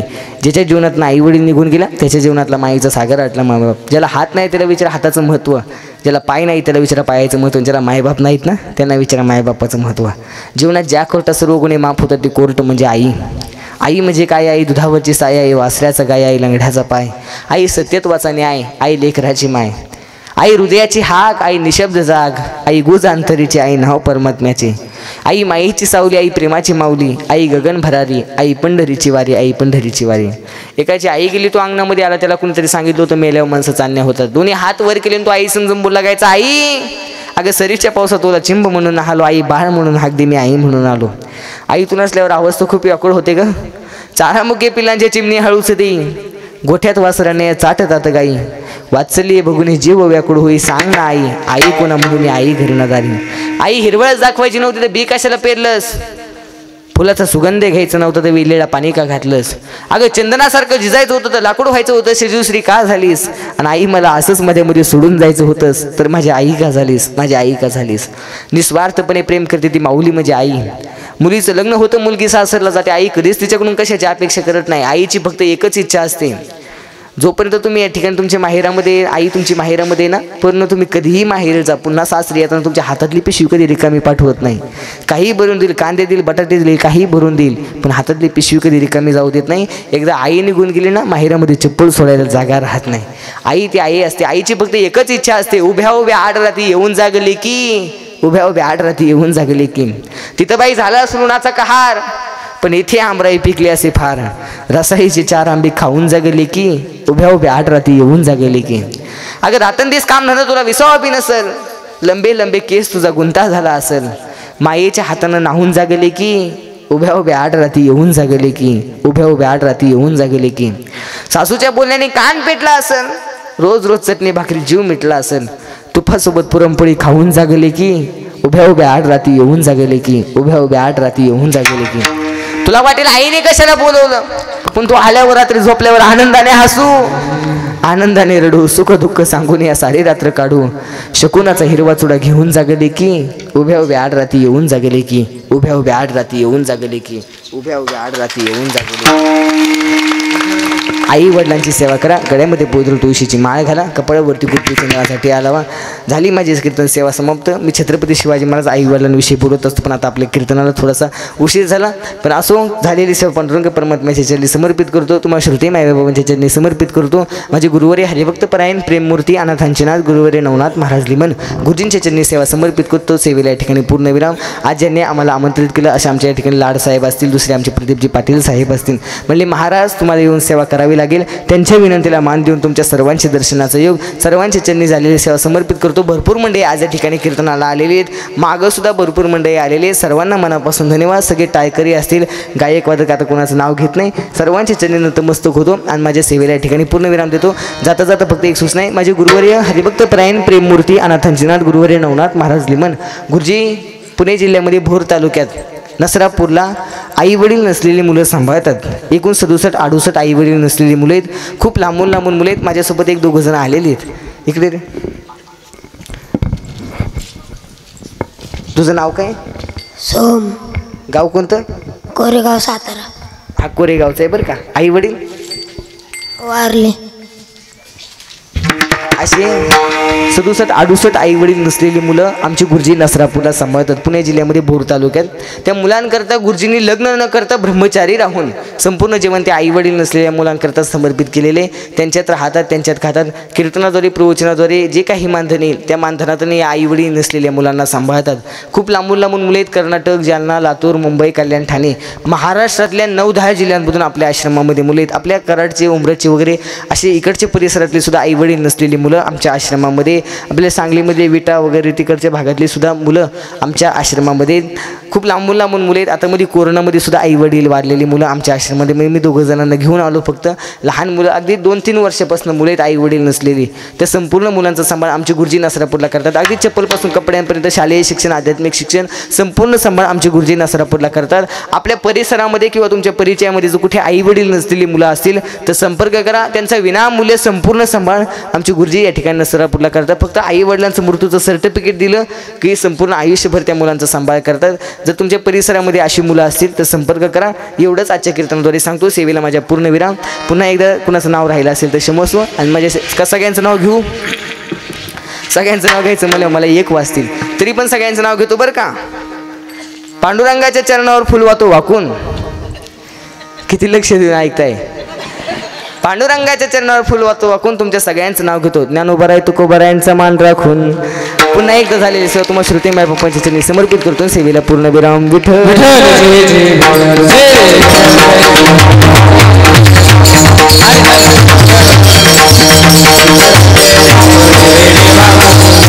करा